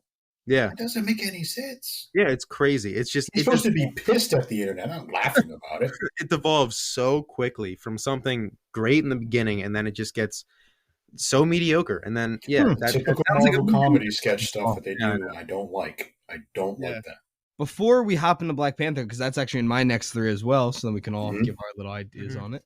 I want to talk about Doctor Strange 2, which I'll talk about shortly because we did a whole review on it. Yeah. I don't like the movie. I thought it was very mid. I gave it an 80, I think, on the actual episode. That's not a terrible review. I watched the review. I listened to it. That's not a terrible score. Yeah. Oh, no, I want to go lower. I'm okay. 75 on it now. That's still good. Yeah, but when I compare, so the way I thought about it, I was like, we saw The Last City. I gave The Last City a 75. I enjoyed The Lost City more than I enjoyed that. Oh, okay. Which was seen that yet. Because Doctor Strange was one of my most anticipated superhero movies. Right. Excited, and it just kind of failed on me because I felt like Benedict Cumberbatch, incredible actor. Me and Ryan just talked about this yesterday. I felt like he was just there in the whole movie. Like it wasn't. I understand what you're saying. I get what you're saying. It wasn't his movie, really, per se. It was kind of Elizabeth Olsen's movie. Yeah, and then she should have been in the title, by the way. It should have been Doctor Strange, Scarlet Witch, and the Multiverse of Madness. That was a mistake by not having her in the title, by the way. First off, America Chavez, I mentioned this a little bit earlier, but I didn't say MacGuffin. She is MacGuffin. Yes, the MacGuffin of the entire movie. So it's the only. Stop with the MacGuffin tropes. I hate them. That was my problem with the Transformers movies. Oh my god. Ryan gave it an 89, and it was. I'm not calling you dropped since then. It was a little bit. I think I just saw John Krasinski, and I was like, "It's the best movie ever. It has to be." Dude, that's what I had. That's what I said. I'm like, wait a minute, yo, big dog in here for real? And I was like, yeah, all right, cool. And then they kill him like 2 minutes later. Yeah. Oh, wow. I'm like, no, not our universe. No. It's not different universe though, so it doesn't matter. What? Yeah, it's okay. Also, why they change our universe to 616? Yeah, that's lazy. Lazy. So they should have just had that. They should have just had that been the universe in the beginning. Yeah. Now, what were we? We were 833, weren't we? Or because Mysterio said it. Yeah, he made up our Earth, and people thought it was the real Earth, so he was probably lying the whole time. Yeah, and then the Earth number. And then like 616. Why take the keep? Do what DC does. DC's comics is its own. They have Earth 1. Earth 1 is the only Earth because of Crisis and because of all these events. It's crazy. But before I get too mad and punch my laptop over Doctor Strange 2. We'll move on because Iron Man 2 is on my list. I really enjoyed the movie. It's just not a great movie, so that's why it's right in the middle. No. Yeah, but I love Iron Man 2, but the next 3 for me, because I know you said Black Panther, mine is Thor, Shang-Chi, and Black Panther. Yeah. Oh, okay. How about you, Devin? Because you haven't. All right, so Black Panther, Black Widow, and Guardians 2. Wow, Black Panther was a great movie, but again, when you don't give the guys, the VFX people, men, women, time, and you give them a time crunch, and you don't have a union, the CGI looked bad at the end. That's the only thing in the complaint I had. Yeah. And when they had the trailer come out, the first trailer when it was practical, the suit, they literally chopped it all up and they made it CGI. Chadwick was literally standing on set with a practical suit, and they said CGI. Why would you reshoot that scene? It's Marvel's worst idea. See, I remember I posted a tweet. I literally said the worst decision was having the actor show up on set with a practical costume and completely destroying it and strapping it with computer. Why would you make Tom Holland a practical costume as Spider-Man if you're going to have him walking around with motion capture? We didn't have time to make a suit. Yeah, you did. You had him walking around with the test suit, the stunt guy's suit. You had a suit. Yeah, just have him walk around. You don't got to do nothing. All you got to do is just be like stand around and don't move as less as possible, and we'll do stand-ins. We'll have the stunt guy come in, and we'll have the motion capture guy come in. We'll try to combine it together to make it as practical as possible. Just do that. I don't know anything about that stuff. But you built the suit. You built the suit for all the movies, and you make it look fake. You make the mask look fake. You make him look like a PS2 rendering, and it's like, why do you keep making Spider-Man look like a cartoon? Toby and Andrew and Tom standing next to each other look fake. And it pissed me off. It's when they start running together. It's practical on set. They made the suits practical on set. You see the behind the scenes footage, and it's practical, but they make it computer. Make a union for these VFX people, please, Marvel, please. Yeah, like they're just making animated films at this point. Films, whatever. The third act was so bad for Black Panther, and I just even want to scream at the screen. I'm like, what did you do? I said this to Ryan, so I enjoy Black Panther. Again, I felt like Infinity War should have been the one nominated for Best Picture. This is just my opinion. I understand if you love Black Panther. I get it. My biggest issue with that movie, especially after watching Thor right after I watched Black Panther today, Chadwick doesn't really go through a transformation. Like he doesn't have any development. He stays the same. It feels like he seems like the Phil Eventual guy from Civil War. Like he didn't really evolve that much. Yeah. And Thor did a massive change. And I'm like, what is Black Panther still mad about? He didn't make reservation with Bucky. Bucky's there at the end. So if he's Bucky's in Wakanda during that movie. So if he's still pissed at Bucky, he's there at the end. Steve dropped him off at the end. I'm pretty sure he did. Steve's like, hey, I know you. Hey, what's going on? My buddy's here. And he's like, we don't know if we can trust him. What are you talking about? This man's small with the help. Yeah. What do you mean? Like, so I don't know. It's inconsistent, man. The timeline is all messed up. It's making X-Men look like cheesecake right now. It's bad. It's really bad. Hey, it's the CGI, what you were just talking about, the rendering of the humor is pissing me off. It's just like, oh my God. Marvel pisses me off. They put out some of my favorite movies, but at the same time, they put out some movies that I just dislike. Yeah. Oh, can we talk about Black Widow for a second? Oh God. My God. I can't stand this movie had so much potential. Scarlett Johansson was saying since 2009, 2008 when she was cast, I want a solo movie. And Paramount said, well, think about it. And when Disney swamped and dethroned everybody, they said, nah, we don't want to do female movies because people are going to be offended. What? It could have been your magnum opus before Wonder Woman came in and stole your thunder. Yeah, and the Wonder Woman was didn't want to do that because Wonder Woman's first. Well, yeah, no shit. Joss Whedon's script was garbage. Terrible script. Horrible. Yeah. And then Patty Jenkins came in and literally shredded everybody. And then Warner Brothers did a dud with whatever that was about with Justice League. But that's another discussion for another day. But Black Widow, how do you drop the ball with this? Taskmaster.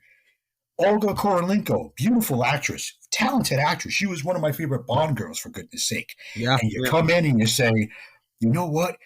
We're going to make her a girl, but you had the guy do the stunts. That makes no sense. That's a complete misdirection. And then all of a sudden, she's like the daughter of the. It's like we knew that already. I didn't need to read spoilers because some moron leaked it. I already knew that before the beginning. I'm like, it's a girl. I already knew it was a girl before they said anything. I'm like, I knew she was a girl the whole time. Yeah. And it's like you had all this stuff in the beginning with the badass introductions. Sweet dreams are made of these. That little rendering was so good. Florence Pugh, Scarlett Johansson had great chemistry. Sucks that she didn't get paid. Disrespect for that. Yeah. Terrible decision from Disney. Yeah. But it's just like, again, with the creative stuff, the humor was fine, but just the Taskmaster stuff and the CG, the shot when she tries to put that stuff together, it's like you couldn't have her practically do that in front of an actual standardized set. That didn't need to be green screen. They used too much green screen, dude. And the visual effects people, again, get no time to do what they want to do. And it's just so annoying. It's like we ask you to do things differently, but you don't care. You're not listening to the people that are creatives. The fans don't listen to us. We don't know what we say half the time. Listen to the powers that will. But sometimes the fans got to get a little irritable because they're tired of Marvel's nonsense because they don't care anymore. They just put a movie out every single year and say, hey, here you go. And it's like Black Widow had so much potential, but you kept delaying it because of COVID. You didn't know what you wanted to do for theatrical release. All you had to do was just make it theatrical for however long it could have been due to COVID and leave it on streaming later. The biggest mistake early on was having it at the same time. Why the hell would you do that? No wonder Scarlett Johansson got pissed because you didn't even tell her that they were going to do that the first time. How do you not tell your biggest stars that you're going to be doing it at the same time? And then that makes no sense. Stop paying her. It's like a slap in the face of Scarlett Johansson. She's been a rock since 2009. What do you mean you're not going to pay her? That's disrespectful. No wonder they quit. And the biggest mistake of killing her off in Endgame and then having her come back for her prequel. It was so stupid. It makes no sense. You should have had Black Widow come out first in like 2019. That's what I'm saying. 2017. It could have came out at the same time as Wonder Woman, and it could have had its friendly competition. And Gal Gadot and flipping Scarlett could have had a friendly banter about it. Yeah. Gal Gadot, we're kicking ass at the box office. It would have been cool, but instead they have this. What are you talking about competition? There's no competition because the movie failed. You set the movie up to fail, Marvel. What are you talking about? You failed. Yeah, absolutely. You failed. I love Devin. Anyways, with Guardians of the Galaxy 2, say what you want about James Gunn and the man's personal stuff. We all have our personal demons. I'm not here to talk about that. The movie is good. I love the movie. Yeah. My problem again with the movie is the toilet humor. Drax washed. Drax is washed. He's washed now. What happened to the revenge story with Thanos? What happened to that? He was supposed to go after Thanos to avenge his family. He got wiped out of existence, and he made a fart joke or something.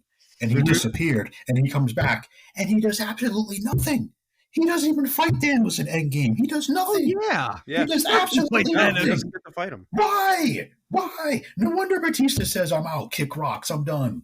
Yeah. But then why does Scarlet get to fight him in their own little film? That makes no sense. She had no vendetta against him. Yeah. She had no vendetta against him. Battle is fight Cole Obsidian for like a single shot, and that's Is that when he jumps on his when he back jumps and starts stabbing him in the back? Like that shot. That's all he does. He literally makes invisibility jokes, and it's like, dude, you're invisible to Thanos. Otherwise, Thanos doesn't care about you. It's like, why was Star-Lord going up against him? Yeah. Because he wiped his girlfriend out of existence? I understand that. That would piss me off. He got the new model. But it's like, at least Star-Lord got his redemption for that shit. Let's be real. But freaking Drax, nothing. My biggest issue pissed me off. Too.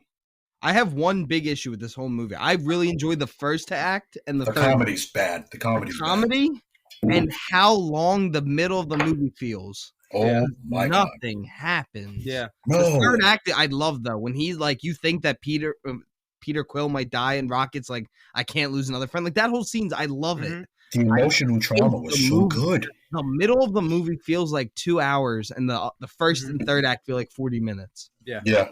I don't like feeling like I'm dragging through, and I hate too many tones. They need to stop with the crazy. Stop making a multi-tonal movie. It's like a multiversal tone shift. It's like it's so annoying. Yeah, it's such a time waster for me. It's like, why am I watching this stuff anymore? Seriously, why am I watching it? I'm bored. Yeah. Oh, I won't watch a Marvel movie for a minute. No. No. I'm in no rush to watch any other Marvel show or movie. I'm in no rush to watch Thor because Taika says he's stuck. He literally says he doesn't know what he wants to do. And I feel bad for the guy because, again, creatives got their fingernails all over the script and him, and it's like, leave him alone. Then, especially, you got to feel more sick when you're looking over and you're seeing James Gunn having the time of his life with DC and Peacemaker. Yeah, right. And it's like, why can't they do that with Marvel? What's the difference? Oh, because it's not Warner Brothers, dude. It's just probably Warner Brothers Discovery making small whispers to the creatives. We don't know. Discovery. We don't know nothing. They're gonna hopefully they get it together, man. They're gonna save the DCEU. It doesn't need saving. It just needs restructuring and more creative mentality. If Warner Brothers wants to be a creative studio, just shut up and let Discovery do the talking for you. You let what the hell you're doing. You let Matt Reeves do his Batman. Matt Reeves make Batman too. Fire. Yeah. Leave Matt Reeves alone. Leave the directors and the actors and the script writers and the idea people and concept artists alone. And then maybe Zach will want to come back. Woo! Yeah. Right? No, you can't talk about Zack Snyder. If you're going to let Zack Snyder do his entire universe, make sure you like that. Don't have him make exactly. Don't let him get too ahead of himself and then say no. Yeah. Don't do that. That's just a slap in the face. Turn around. You can't do that with Marvel either. If you're going to have Taika Waititi come in and do Thor 3, leave him alone. Yeah. Leave him alone. Let him do his own thing. Exactly. If he wants to inject more dramatic stuff, he could do that. We know that. Mm-hmm. If he wants to inject less humor, don't force him to put humor if he doesn't want to use it. This is supposed to be a serious Thor movie with all the stuff going on. And he's great at both. Like, even in his other movies, one of my favorite movies is Hunt for the Wilder People, which is another one of his movies. Yeah. That movie balances comedy and, like, family drama so well. And, he's so good at it, but a lot of the times you kind of feel him being pushed in one direction. Yeah, I want to see the director of Lamb. I don't know if anyone saw this. It's an A24. I still want to see that. That looks so good. That trailer was amazing. The only downside of that movie is that they marketed it as a horror movie, and it's a family drama, no horror. Oh, my God. Marketing teams. I love that. Manipulative, man. Marketing teams are weird. No, but that guy, A24, as much as their movies are hit or miss more recently, except for Everything Everywhere at Once. I want to see that. It looks badass. Oh, it was amazing. Me and Ryan are obsessed. I can't wait to see that. Why can't DC and Marvel let their guys have the freedom that A24 gives people? Yeah. I don't know. They really get critical success almost every film. As much as their stories are sometimes a little weaker, the films still look great. Yeah, at least they go for the jugular. At least they don't, back out and say, nah. They actually try. At least they tried. The directors and writers tried to make a movie. Yeah, they try and they get their chance to do what they want to do, and that's what makes a good movie. Is letting the director. Anytime you see studio interference, it's not good. Yeah, no, it's annoying. It's embarrassing, really. Yeah, it's been pathetic forever. Oh and my God, Spider-Man 3. That's my least favorite Spider-Man movie of all time. Crazy. Oh my God, I can see why. Too much interference. I feel so bad for Sam, man. He keeps guilt tripping himself every single time he gets asked about it. And I feel bad because I was so excited to see Sam back. It wasn't his fault, you know? I was so excited for him to come back from Multiverse of Madness. It wasn't really multiverse. It was 3 universes you traveled to. Yeah. Right. And just like a few little shots where you went through like 10 at a time and didn't do any time there. Oh, yeah. But we're not here to talk. We passed. F off. Yeah. Strange. Yeah. But. Oh, no. You're not going to like this list when I get to the next one. Can I go first, or you want to go? You guys want to go first? Or? Okay. So I'm at I have 8 more movies. I just want to make sure we're all around the same because I didn't want to. Yeah. I got 8 or 9 right now lined up. Yeah, I think so. Me too. So yeah, you can go first, Devin, because I have my next 3 lined up. All right. So number 1. So 1, 2, 3, 4, 5, 6, 7, 8. All right, let's go. Captain Marvel, Thor Ragnarok, Doctor Strange, Guardians of the Galaxy, Captain America Civil War, Shang-Chi, Far From Home, and The Avengers, the first one. Now, Captain Marvel, I said this when I wrote my review literally after. I'm like, this movie is too safe. The marketing was like, hey, it's going to be Marvel's Wonder Woman, but it's like, it's not that at all. And it's a slap in the face to the creatives, once again. You market it as one thing, and it does the complete opposite. And it's an absolute waste of a time slot for me. It's like, why would you cast a big-time name who is so ecstatic and had no idea about the character's importance and say, you know what? We're going to do exactly what she said about not knowing much about it and learning, but we're going to spoon feed you the entire time because you idiots don't know about it. And it's like, what? So you're going to spoon feed us information the entire movie and make us look like idiots? That's not fun for me. I don't like that because I know Captain Marvel. I know Miss Marvel. I know the original Captain Marvel.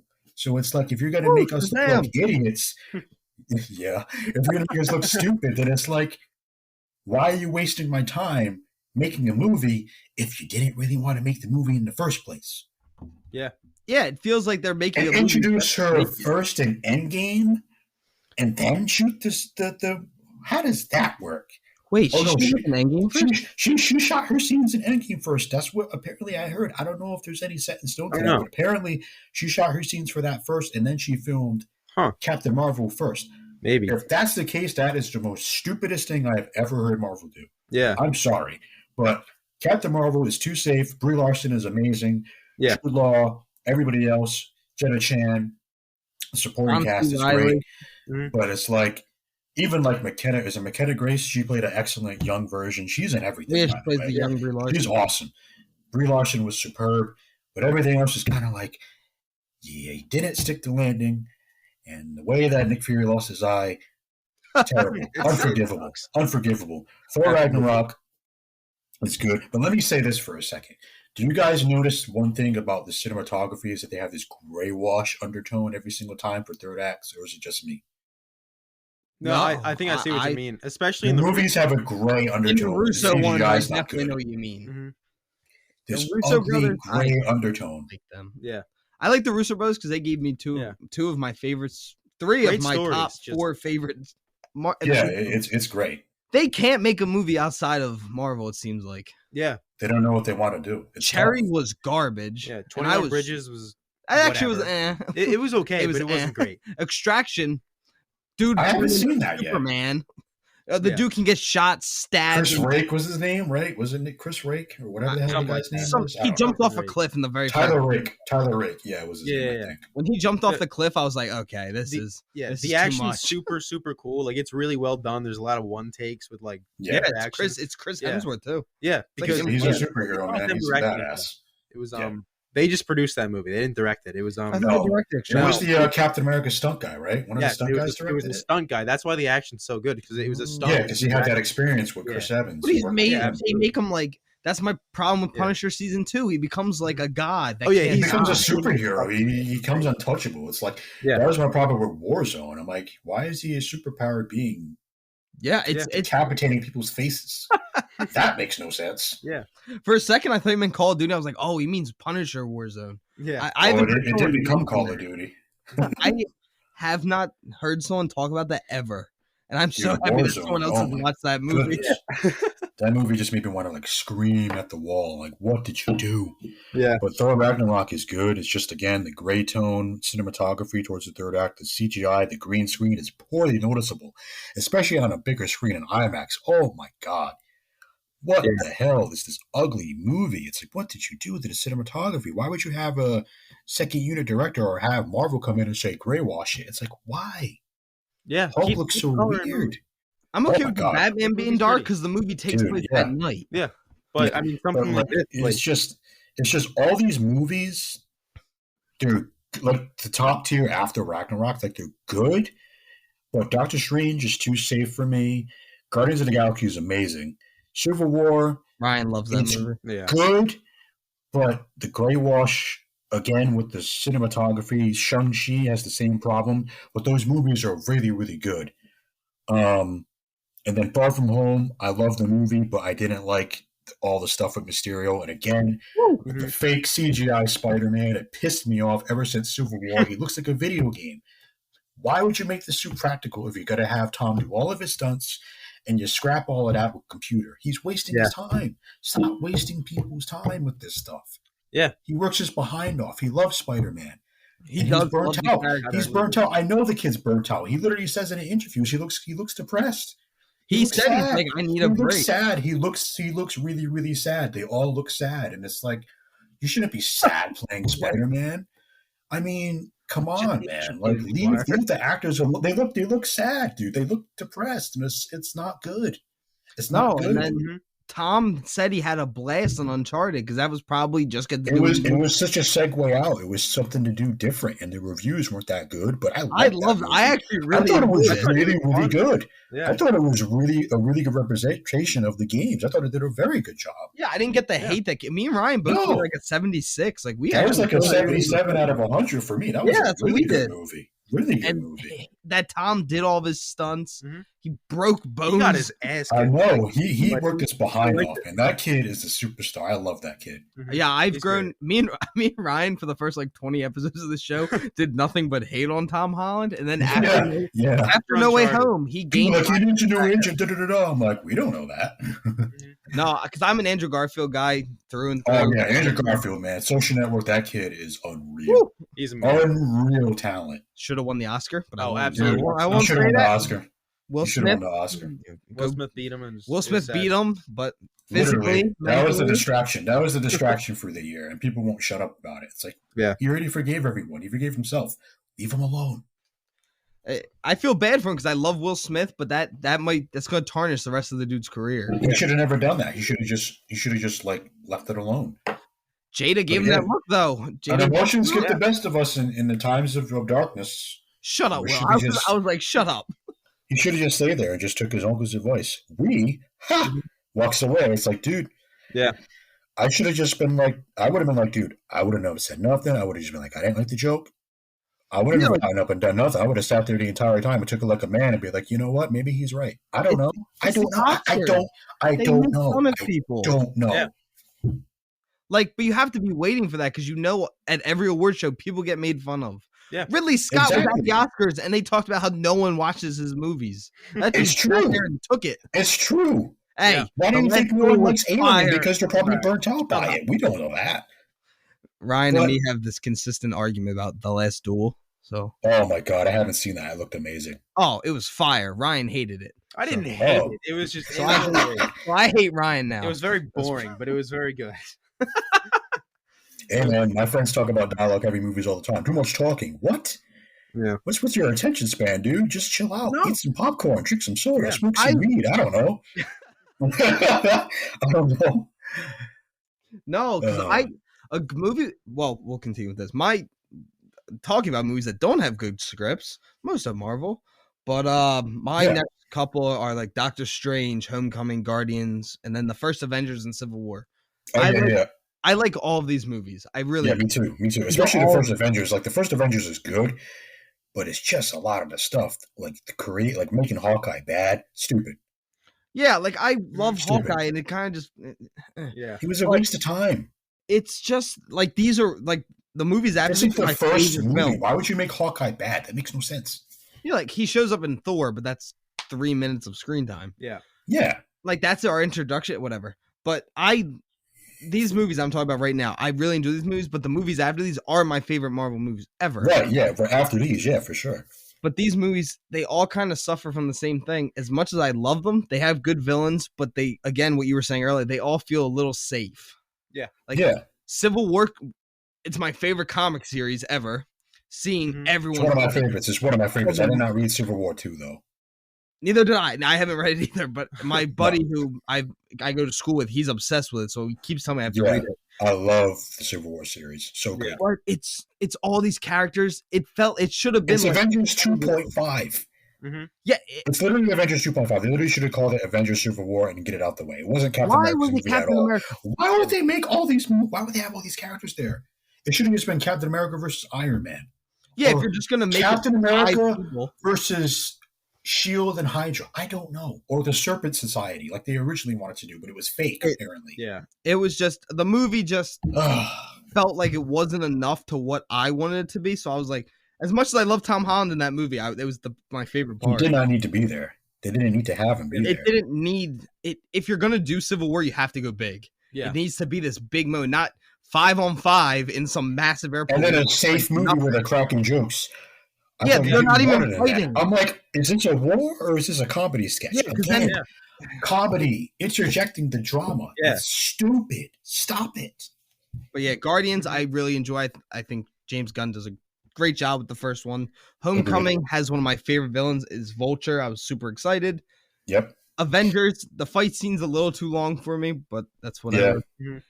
But that's like those are my B tier Marvel movies. Like I love them, but they do have their issues. And then there's my top 6 that all of them could switch at any point ever. Yeah, for sure. They're always switching it out all the time. It's Ryan, what is your lead up? What's your B list? So my B list to get up to my top 6. I have a lot in my B list, so I'll go through all. I'll get through all of them real fast. Iron Man 3, Captain America: First Avenger, Doctor Strange, Shang-Chi, Avengers 1. It's Shang-Chi. Shang-Chi. I don't know. Simulator is going to have to correct this on that. I don't know, man. I'm sorry. And then Far From Home, Ant-Man, Guardians 2, Multiverse of Madness, Civil War, Iron Man, and Homecoming. Iron Man 1? Oh. Hey. Yeah, Iron Man 1. It's in your B tier? How dare you? I love Iron Man 1. That movie is... He built that franchise with a box of scraps. It's amazing. And the CGI... That movie's God tier. God tier. But I can see what you're saying. It's not for everybody. Why does that have the best CGI? Oh, it does. Because Paramount Pictures was godly with their CGI union if they had one. It's amazing. And then Universal Studios was like, let's make Hulk and put it on HBO Max. Yeah. Let's make Universal come in and not have Industrial Light and Magic do the VFX because we were too lazy. Mm-hmm. Yeah. What do you want to say about your B tier? Yeah, Ryan? I mean, I think most of them, like, they're very just middle of the road. Like, Iron Man 3, I get what you're saying about, like, Shane Black's style. Right. It doesn't totally fit, but I still like it. For some reason, I think there are funny parts. I like that he doesn't have to shoot for a lot of it. Like, I like that he has to really use his mind. Like, he's making grenades out of Christmas ornaments. I think that's awesome. Right. Like, Shang-Chi, moving on to that. That movie's just pretty good. One of the best parts of that is that, like, Shang-Chi and Awkwafina's character, I forget her name, thank God it's not a romantic relationship. Like, it's just... Oh, yeah, no. It's just friends. It's cool. Great. It's platonic. It's cute. Totally, I like it. Yeah, it works totally. And I think the Mandarin in that movie's great. Right. Yeah. But I think Ant-Man, it's a great movie. I still wish Edgar Wright would have directed it. I think it would have been better. But for sure. Yeah, Guardians 2, you guys kind of touched on this earlier. I love that movie. You guys were talking about the emotional thing. You guys left out, I think the most emotional part of that movie is when Mantis and Drax are sitting there and they're talking, and then Drax starts thinking about his family who died. Oh, that was depressing. Mantis that was so good. Him and starts immediately crying. Yeah. I love the emotional stuff in that movie. Yeah.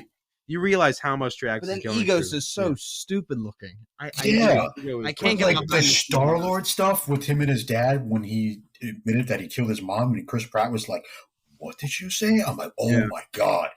Pratt crushed that scene. Oh my god, so good. Yeah, that stuff is great. And when he turns into Pac-Man, that's just funny. I hate that scene. That was creatively cool. But it probably threw people off, and it reminded people of Pixels. I'm like, it looks like Pixels to me. That movie sucks. I don't care what anyone says. Pixels. I've never seen the movie. I've only seen the trailers. It's terrible. Don't waste your time on it. Okay, all right. I will save my brain. Peter Dinklage is in it. He is in it. Peter Dinklage. That guy. Boy. Tyrion Lannister. He will come on this show one day. Yeah, but I think Dinklage might be too. I think we can get a couple Marvel stars in here and talk about stuff for a few hours. Yeah, they hate us. Yeah. You guys stink. All right, then moving on to the next phase. But Devin, what is your top tier Marvel movie? Yeah. All right, so I'm gonna go all the way up into my final two. Okay. So it's gonna be Thor. This one's gonna be controversial. These next couple, but we're going for it. The Incredible Hulk, Iron Man, Spider-Man: Homecoming, Avengers: Infinity War, Avengers: Endgame, Spider-Man: No Way Home, and Doctor Strange in the Multiverse of Madness. Now, all of these movies are my top tiers. I've said what I have to say about all of them already, but my problem with the Avengers movies is that they killed the characters off for shock value when they're just going to come back and do absolutely nothing. Homecoming was really good because it was a refreshing take on Peter Parker's story without having to show Uncle Ben anymore. That was great. Yes. And Tom Holland is so electric as Spider-Man. The first Iron Man is great. Obviously, it's the magnum opus for the MCU. Without that movie, we wouldn't even be sitting here talking about it.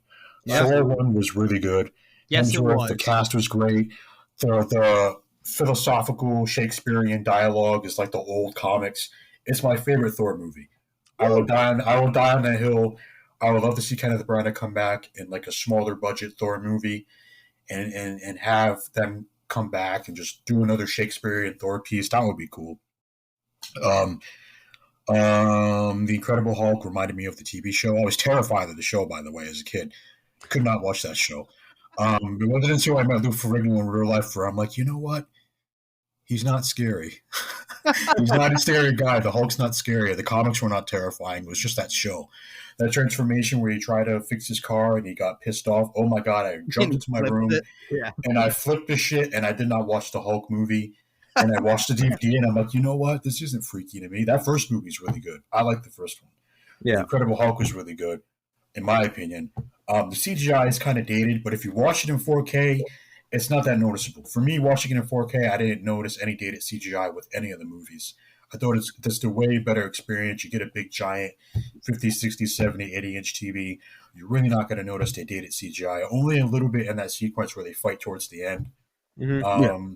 I respect the redesign. I think that's my personal favorite Hulk design.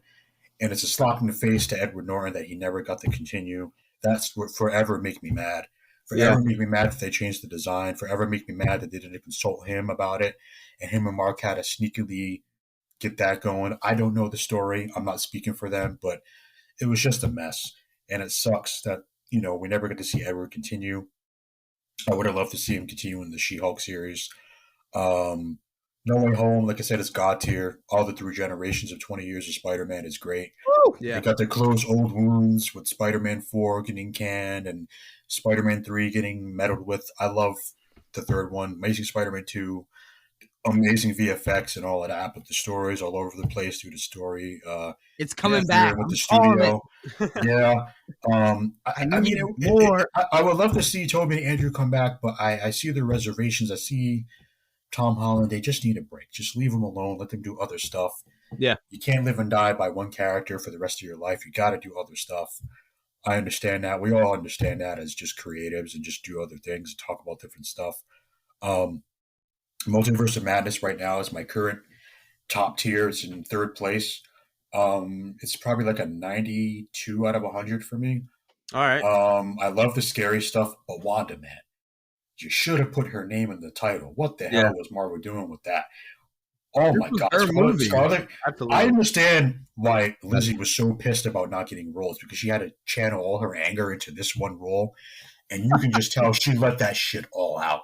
Yeah, she was just pissed, and I'm like, dude, This girl is insane. She's one of the most talented sisters out of like a group of sisters I've ever seen in my life. Like she's one of the Olsen sisters, and it's just like I knew that my entire life, and like we didn't know about that until like whatever. And I'm like, what the hell? She's insane, dude. She's insanely talented. She's very, very gifted, and it's like I hope she does more horror movies. I want to see her more do horror stuff. Yeah, I would like to see her. I would love to see her do sci-fi stuff. I want to see her do more westerns. Like she needs to do other stuff. It can't just be tied down to that freaking contract forever because And this wasn't Benedict's movie. We know that. I love Benedict. I love him as Sherlock. I love him as the Grinch.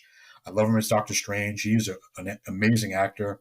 Forget the actress's name for America Chavez, but she was badass. But again, MacGuffin and going back in time. The comedy was good, but I wasn't focused on that. I was focused on the horror elements. And scenes. That's what I wanted. The Illuminati, they got their asses handed to them. And oh my God. When they died, I'm like, dude, I'm going to have nightmares for like 2 days. I was shocked. Yeah. I was literally terrified for like 2 days. And I'm like, dude, they killed Professor X again, snapped his neck, poor man Krasinski. They literally killed Black Bolt. They said, what voice, what mouth? And his head exploded. I'm like, what the hell? Cut Captain Carter. Captain Carter had one of the most badass deaths. I don't care. She got sliced in half.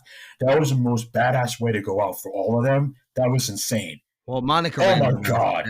She got crushed like Spider-Man 1 style when Spider-Man turned around and just had the neck come down, and Goblin's like, "No!" and then he just destroyed him. Yeah. Oh, so many good callbacks to the original Spider-Man stuff, man. Raimi is a god. I know people don't like all the creative stuff he does, but I'll tell you one thing: a lot of the stuff that he wanted to do with Spider-Man 3 and what he wanted to do with the ideas for Spider-Man 4 flowed throughout this like a symphony, man, like a London symphony playing the Spider-Man theme at Coachella. It was so good. My boy Danny. It was great, dude. The music he chose for Wanda, her walking out of the mirror dimension, and she was all in the water, and she like walking around or like demonically and stuff. That was like some symbiotic Venom type stuff. I'm like, dude, that's insane. Yo, Sam Raimi got to take up the Venom movie. That's talent, bro. Yeah, let him do Venom 3.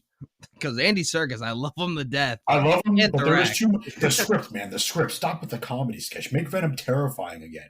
Yeah. Me and Ryan. Especially Carnage, man. We can't even go down that hole. I'll start losing. Oh my God. I'm going to start fighting demons if we start talking about the Venom movies. I'm telling you right now, I can't talk about Venom right now because I have reservations and I have opinions that are piss people off. We got to come out here and talk about Spider-Man for like the whole day. Just talk about the original Raimi trilogy and the Mark Webb stuff and just like let it all out. Poor Mark. It'll be a good therapy session for all of us, and I'm pretty sure they've talked about it themselves. Oh yeah, my God, we'll have our therapy session. It really stinks, man, for the creatives. It really sucks. It does. But Ryan, I'll let you go. What do you? So go lead. So you have 6 more. Yeah, so I'll go up to my top 2. I'll leave the top 2. You leave your top 3. All right, cool. So my next 4, I have Winter Soldier, Thor Ragnarok, Infinity War, and No Way Home. Okay. Winter Soldier it's so good. Like Goated. It's so great. I remember seeing that in the theaters and being my like, favorite solo film. Bucky's back. Because I love First Avenger. So seeing Bucky come back was awesome because I hadn't read the I'm not a huge comic. Oh, so you didn't know? Yeah, I read the comics. Oh my God, the Brubaker stuff is great. It's very good. Great. The fights are great. I will say, people say that it's like the best fight scene ever. It's amazing, but it's cut to hell. Oh, it is. Like, it is insane. Edited down, watered down. Yeah, they should have just let it extend like one of the Bourne movies. Like I was long extended sequence. I was just watching one of the stunt coordinators talk about that. He said they tried to do it in long takes and it looked great, and then the studio came and said we need a cut. Yeah, that's insane. To get so they could see Chris Evans' face. That's nuts. They wouldn't be able to see Chris Evans. We don't need to see his face. We need to see the stunt guy. They said 90% of it is Chris Evans. See, that's stuff. Yeah, we understand that. I saw the behind the scenes, but it's like, dude, you got to give props to the stunt guy because Chris wouldn't be able to learn any of that on his own without the stunt guy. Yeah. Coordination, you need that. You need that collaboration. Why do you think the stunt guy's there talking to him? Makes bank to do some Marvel films. You know what I'm saying? Yeah. They don't care about the stunt people. Yeah. Why do you think there's no awards for them? It's terrible. Yeah, it's insane. There should be more recognition for like stunt guys. Jason Statham was a stunt guy in the beginning before he started doing movies. A lot of people didn't know that. Jason Statham's the boy. Mm-hmm. Jason Statham's badass. Love that guy. Transporter forever. Thor Ragnarok. Thor Ragnarok we talked about. Taika Waititi coming in and just completely changing Thor around, and he made it work. Like it works really well. Hulk is amazing in that. Valkyrie character introduction. We love great. Tessa Thompson on the Valkyrie's show. amazing. Tessa Thompson. So good. Yeah. So pretty. Yeah. I'm upset. Hela, she is very pretty. Super cool. I think Hela was Kate amazing. Blanchett. Yeah, Kate Blanchett. Perfect casting. She was a badass. Yeah. Total badass in that movie. Yeah. And then Infinity War, that one's obvious. I mean, Infinity War it's a great movie, and you can't really deny that. But the only thing with that, Vision felt more of a MacGuffin in this movie than anyone else. Because they realize, like, okay, he has the Infinity Stone, so they need to get to him. But he's also one of the most powerful characters, so just take him out in the beginning. Like, it feels like they just killed him off. They kept extending it because they're like, we want to show Vis's power, but you didn't do that. You made him do anything down, and you made him washed. Yeah. And then he just dies again twice, and it's like, what the hell was the point of having him here in the first place? Yeah. He was already weak in the beginning. Kill him off. Yeah, absolutely. And then No Way Home, that's just obvious. I mean, oh my God. Having all of them together, and the theater experience that me and Tommy got to have, we saw this in Disney Springs, like the day after it came out or the night of. That sounds fun, yeah. It was amazing. Oh my God, it was great. It was 3 levels of seats. Yeah. Right. And there was not a single open seat. Yeah, people were sitting on the steps. Yeah, it was yeah, it was the loudest crowd. I had an ex-girlfriend my then girlfriend took me to a private screening of Endgame 2 days before it came out. I saw it early, and that was awesome. But this blew that out of the water just because Ryan took a video in the theater. I know what you're talking about. And it's of us seeing Toby come through, and it is God, it's the loudest video ever. Insane. You just see me jumping on him because I start freaking out and crying a little bit. Aw. He should have saw my reaction to Andrew Garfield might be the craziest thing I've ever done. Dude, if I ever met Andrew Garfield, I'd probably faint. Oh, I'd cry. I would kiss. I love that kid so much, man. He's such a good kid. I know he's not a kid, but infinitely he's a kid. I know that for sure. He's a good guy. He looks like Mark Bagley's Spider-Man. I swear to God. He aged. He looks like Ultimate Spider-Man. He does. He does. Thank you. He looks just like Ultimate Spider-Man. I'm not making this up. Yeah. I don't get the hate around Andrew Garfield. He's a good kid, man. He's my favorite Spider-Man. I know Tom. He's my favorite Spider-Man, and Toby's great, and Tom's great. They're all great. They're all good. You have definitely gotten yourself another chance on the podcast. Just Andrew Garfield literally just shot up to my favorite Spider-Man because I love the kid's passion. Toby and Andrew and Tom, they all love the character equally, but Andrew Garfield, that guy, unbelievable Spider-Man. Best Spider-Man suit also. I'll die on that. The Amazing Spider-Man suit is godly. It's a mix between the Mark Bagley stuff and the Ben Reilly suit that I'm looking at right now. Incredible. Oh, I love the Ben Reilly suit. Incredible costume. That's awesome. But yeah, I'll do my top ones before and then stop at my top 2. For me, I have Iron Man 1, Ragnarok, and Iron Man, Ragnarok, Endgame, and Winter Soldier. I think Iron Man 1 is just iconic. It starts everything. Without Iron Man 1, you don't have this whole universe that we get to talk about today. Exactly. Ragnarok did this total flip on its head of what a Marvel movie could be. Yep. And Endgame's iconic, so that's gonna make it, and it's beautiful. And then Winter Soldier to me is the best solo film in the MCU. Yeah, it was Jason Bourne mixed with Captain America, and it Mission was Impossible. All those genres together, espionage, adventure, and tension. There's actual tension in that movie. Yeah, Sebastian Stan is fire. Oh my God! When I actually got to meet and talk to him, I'm like, dude, you're insane for that role. You are insane for that. You met Sebastian Stan 5 years ago in 2017. I'm like, dude, you are amazing as Winter Soldier. I don't know how you did it, dude. I don't know how many comics you read, man, but you are insane. He's a genuine Stan. He is such a genuinely nice guy, and he is just superb as Winter Soldier. Great actor, great kid, just great guy, man. He's just, I love the guy. I love him and Evans together. They're funny. It's just they have good charisma. They're just great together, man. Yeah, but yeah, their relationship is top 10.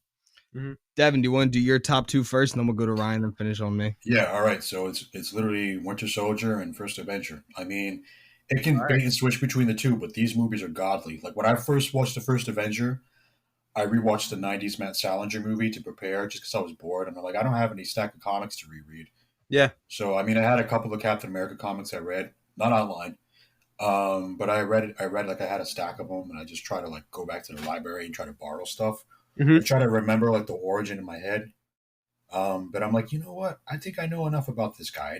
I've read a lot. I know a lot about him. But the 1940s aesthetic, him and Haley Atwell and Sebastian Stan and their chemistry with Tommy Lee Jones was so great. Yeah. And that I love the 40s timeline. That's my favorite timeline. Like I love the 40s Captain America. But the modern stuff. Oh my God.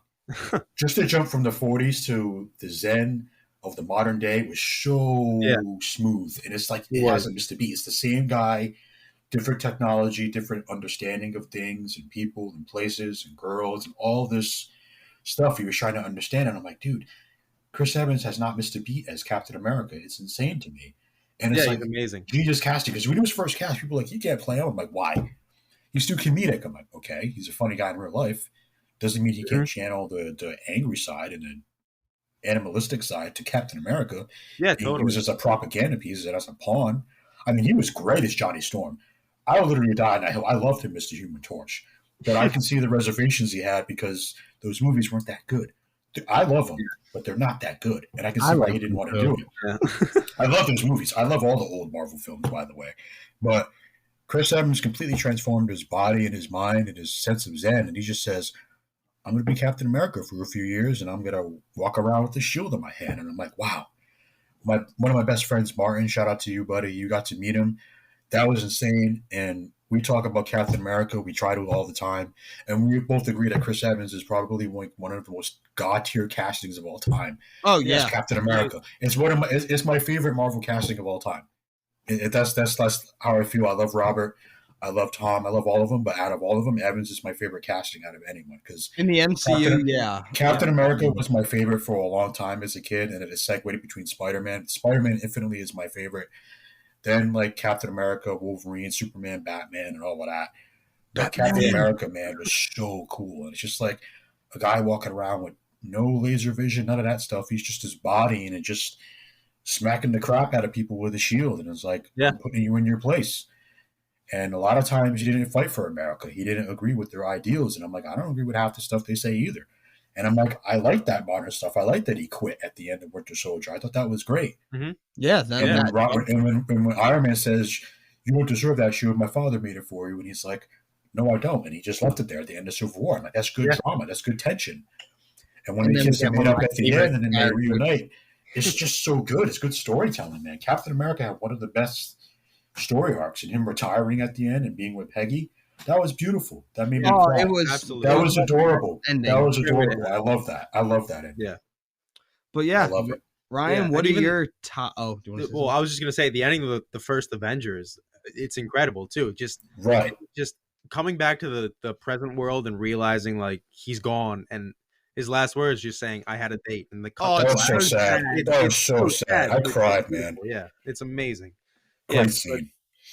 My top two is gonna go Endgame and Guardians of the Galaxy. Man, you do love Guardians. Oh man, Guardians 1 is amazing. It's amazing. But so to get the Endgame out of the way, this movie before I rewatched them, I would always put Infinity War over Endgame, and I would do that all the time. I still do that every day. I still think it's a better movie overall.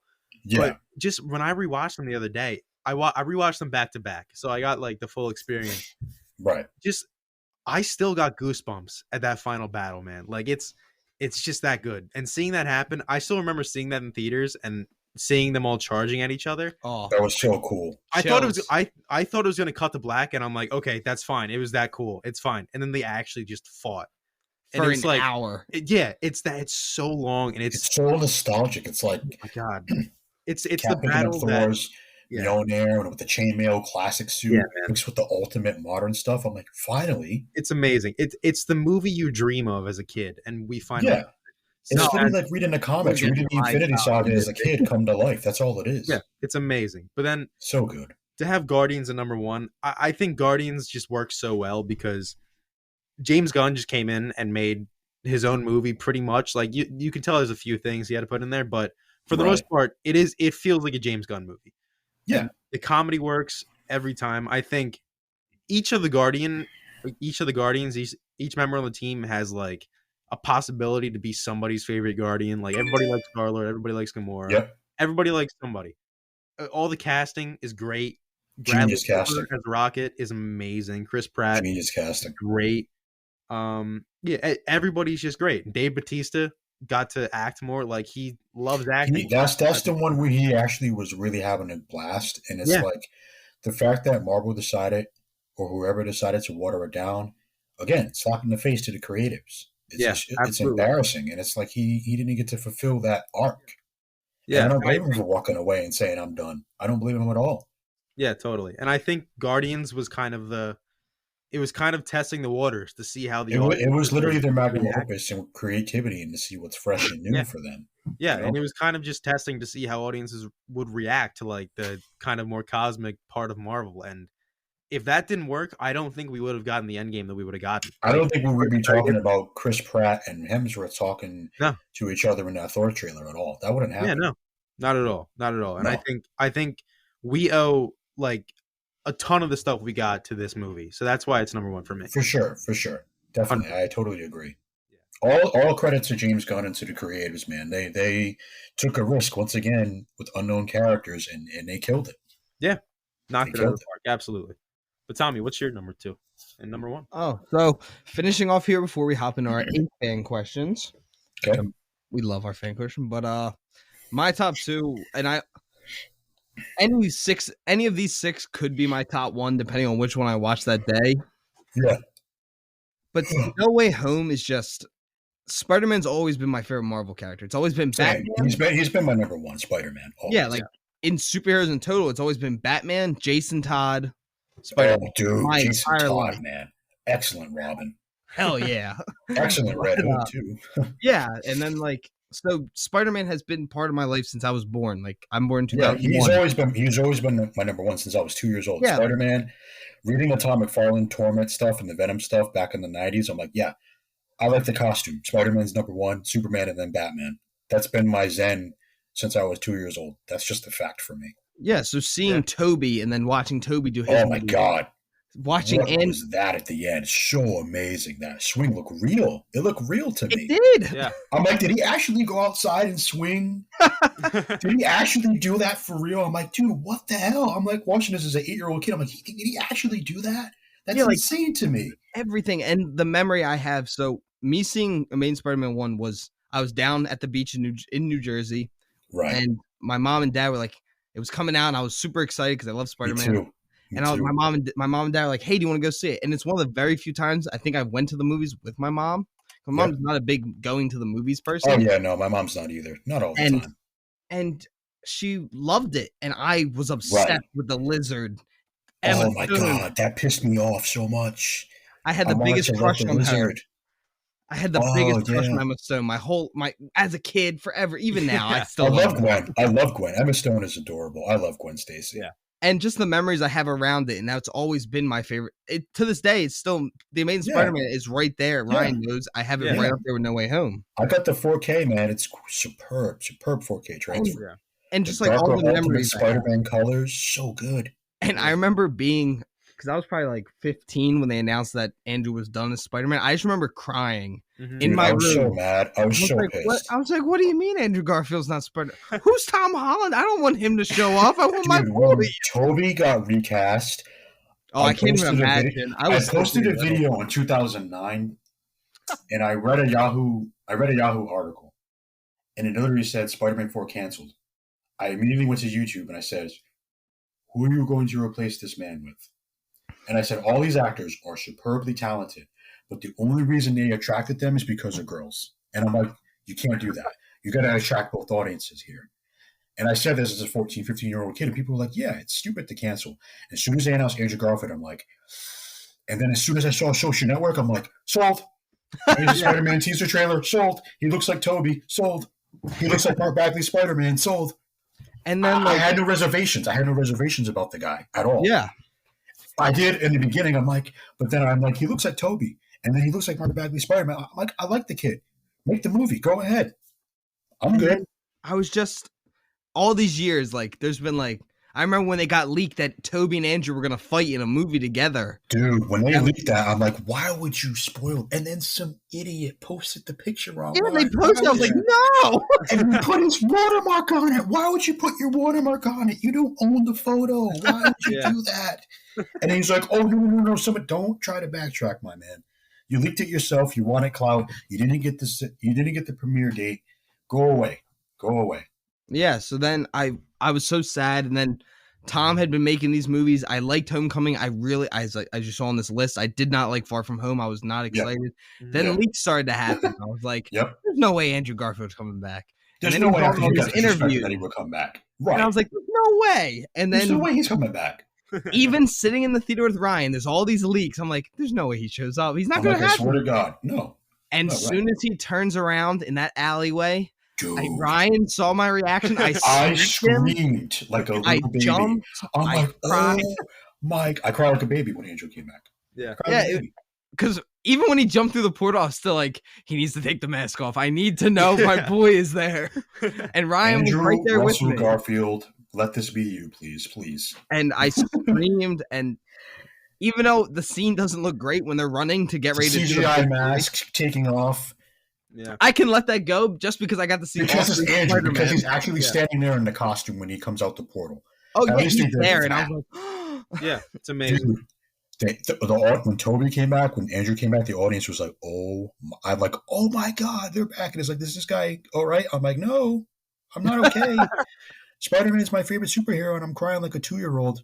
Let me have my peace. Let me have my peace and cry about this. Yeah. The people on both sides of us were dying laughing at me and Ryan screaming. They were laughing their asses off. They're like, oh my God. I'm like, yeah, it's for real. Multiverse is real. The multiverse is real. Yeah. Mm-hmm. Yeah, it's just that moment will always stick with me. Yeah. But again, to me, the greatest Marvel movie, and I don't think this will ever change in my opinion, is Infinity War. And just for one reason, even though I knew they were coming back, I knew every hero was getting their movie back. Dude, the ending. When superheroes lose, it's my favorite thing in the whole world. I love it. Because it humanizes that person. Right. It does. The Batman perspective. People don't understand this. Batman lost in the Batman. And it's he lost in that movie. He took a huge L. When Selena left, Selena left, the city's flooded. There's the biggest L of all time in Batman cinema history. Huge L. Mm-hmm. So seeing them lose, and I didn't even like Tom Holland's Spider-Man. I cried when he goes because it's sad. When he passed, I'm like, I love this kid. I love Tom Holland's demeanor. I love his energy. I love everything about the kid. He lives and breathes. He's jumping around. He's laughing his behind off. They all play Spider-Man so differently, and it's like I respect the hell out of all of them.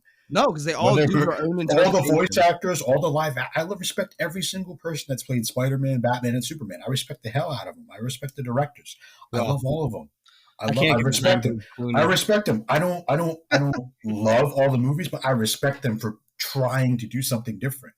You know what I mean? That's just me. I respect the hell out of all of the creatives, whether it's good or bad. And it's like, dude, to see Spider-Man die in the movie, I lost it. Oh, I was heartbroken. I was like, I lost it. That's why I gave it 3.5 stars. I'm like, they killed my boy. 3.5. 3.5 stars, man. 3.5. I'm depressed for a month. Goodbye. But everyone that's been listening, that is our official rankings of the Marvel Cinematic Universe. Yeah. And before we get into our fan question, because we do you have time to answer these fan questions, Devin? Yeah, there's still time. There's plenty of time. It's not late. It's early. Hell yeah. So first off, we like to do our suggestion of the week for everyone. So we each pick something. So my suggestion of the week, this isn't a film. This is not a TV show. This is an audio series. Okay. Batman Unburied. It's on Spotify. Winston Duke voices Batman. It is incredible. Yep, I've heard about that. I heard it's amazing. I gotta check it out. It's really 8 episodes are out so far. I'm halfway done episode 8. Ryan has finished. Ryan's up to date. Winston Duke's voice is incredible. I love Winston Duke. Love that guy. Highly recommend everyone to check it out. It is incredible, and I wait every Tuesday. I've been super excited. Okay, that's mine. Ryan always forgets about this part, so do you have I do, but I thought you got one this time. Yes, hell yeah! All right, so I'm gonna recommend Barry on HBO seasons 1 and 2. I haven't watched it yet. I know. I've heard about that. It's incredible. It's Bill Hader is playing a hitman who wants to be an actor. That's the basic. It's amazing. It's about halfway through season 3 at this point, and it's one of the greatest shows I've ever seen because it is like the writing is perfect, and it's only like 8 episodes per season, half-hour episodes. To cram that much story into that little time, it's incredible. And the amount of comedy and also action and heart that's in that show, it's one of the most incredible shows I've ever seen. So absolutely go watch Barry if you have time. Definitely will. How about you, Devin? You got one? Ozark. I don't know if anybody's watched that show. Ooh. I am teetering with the final season. I have not had the chance to watch the final episodes, rather.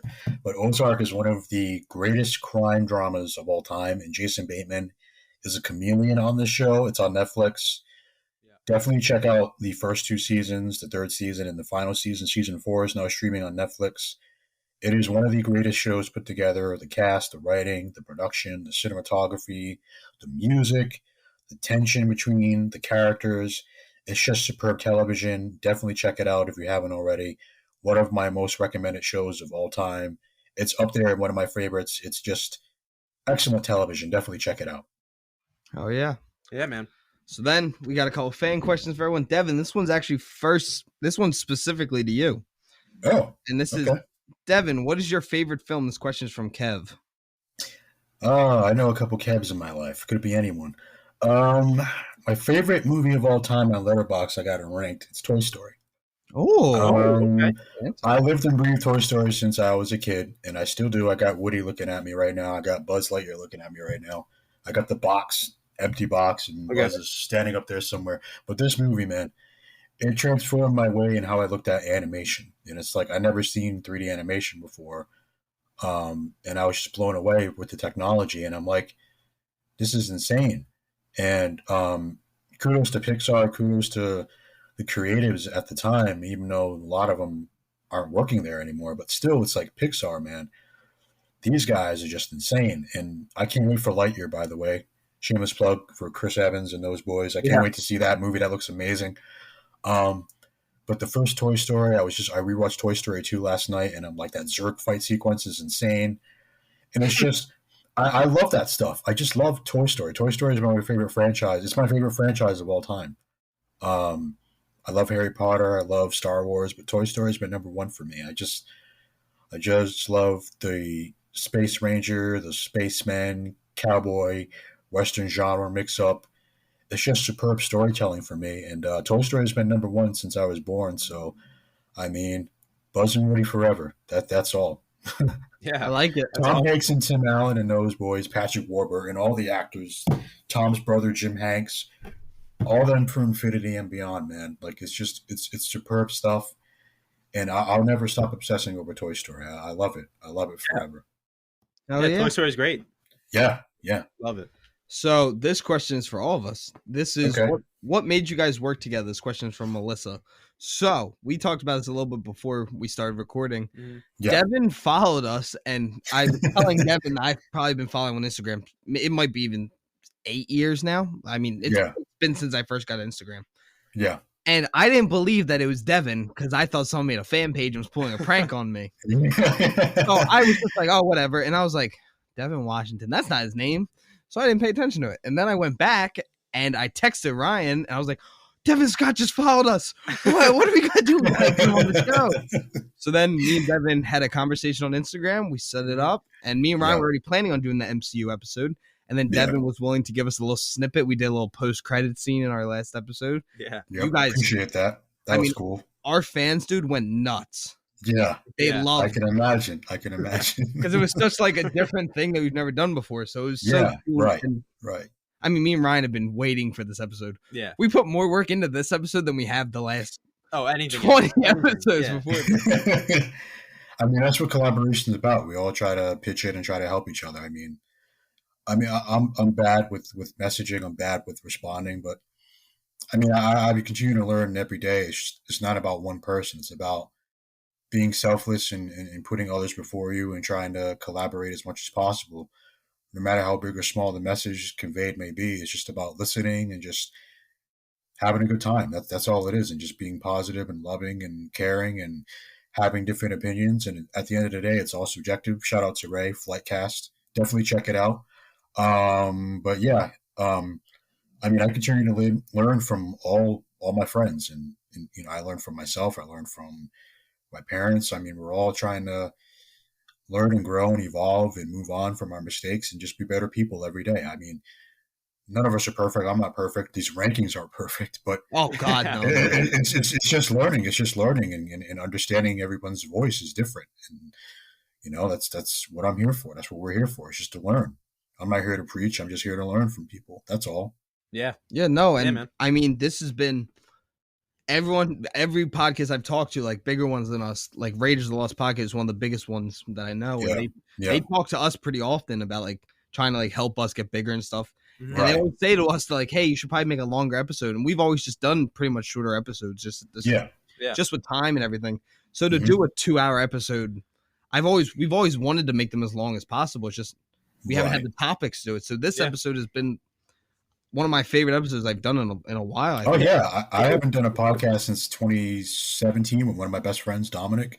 Shout out to you, bud. We got to talk about like acting and drawing and all my passions and stuff. So it's literally just a continuation of that. And again, helping your friends, helping your local friends, helping other friends. I mean, it's just a matter of just taking it slow, taking a deep breath, and taking care of the ones that are local, and just make sure they're good, and just check in and see how they're doing, and about mental health and about spiritual health and all this other stuff. I mean, everyone's different. So, I mean, I think it's just a matter of coming together as separate teams, whether you want to be X-Men or Avengers or Justice Leaguers or whatever, and just talk about stuff, talk about these things, talk about life, talk about real world problems, whatever we want to talk about, we can talk about. We don't got to pressure anyone into talking things they're not comfortable with. I mean, I think it's just taxing on the brain sometimes, and we want to just talk about positive things to escape from reality, and that's what we do.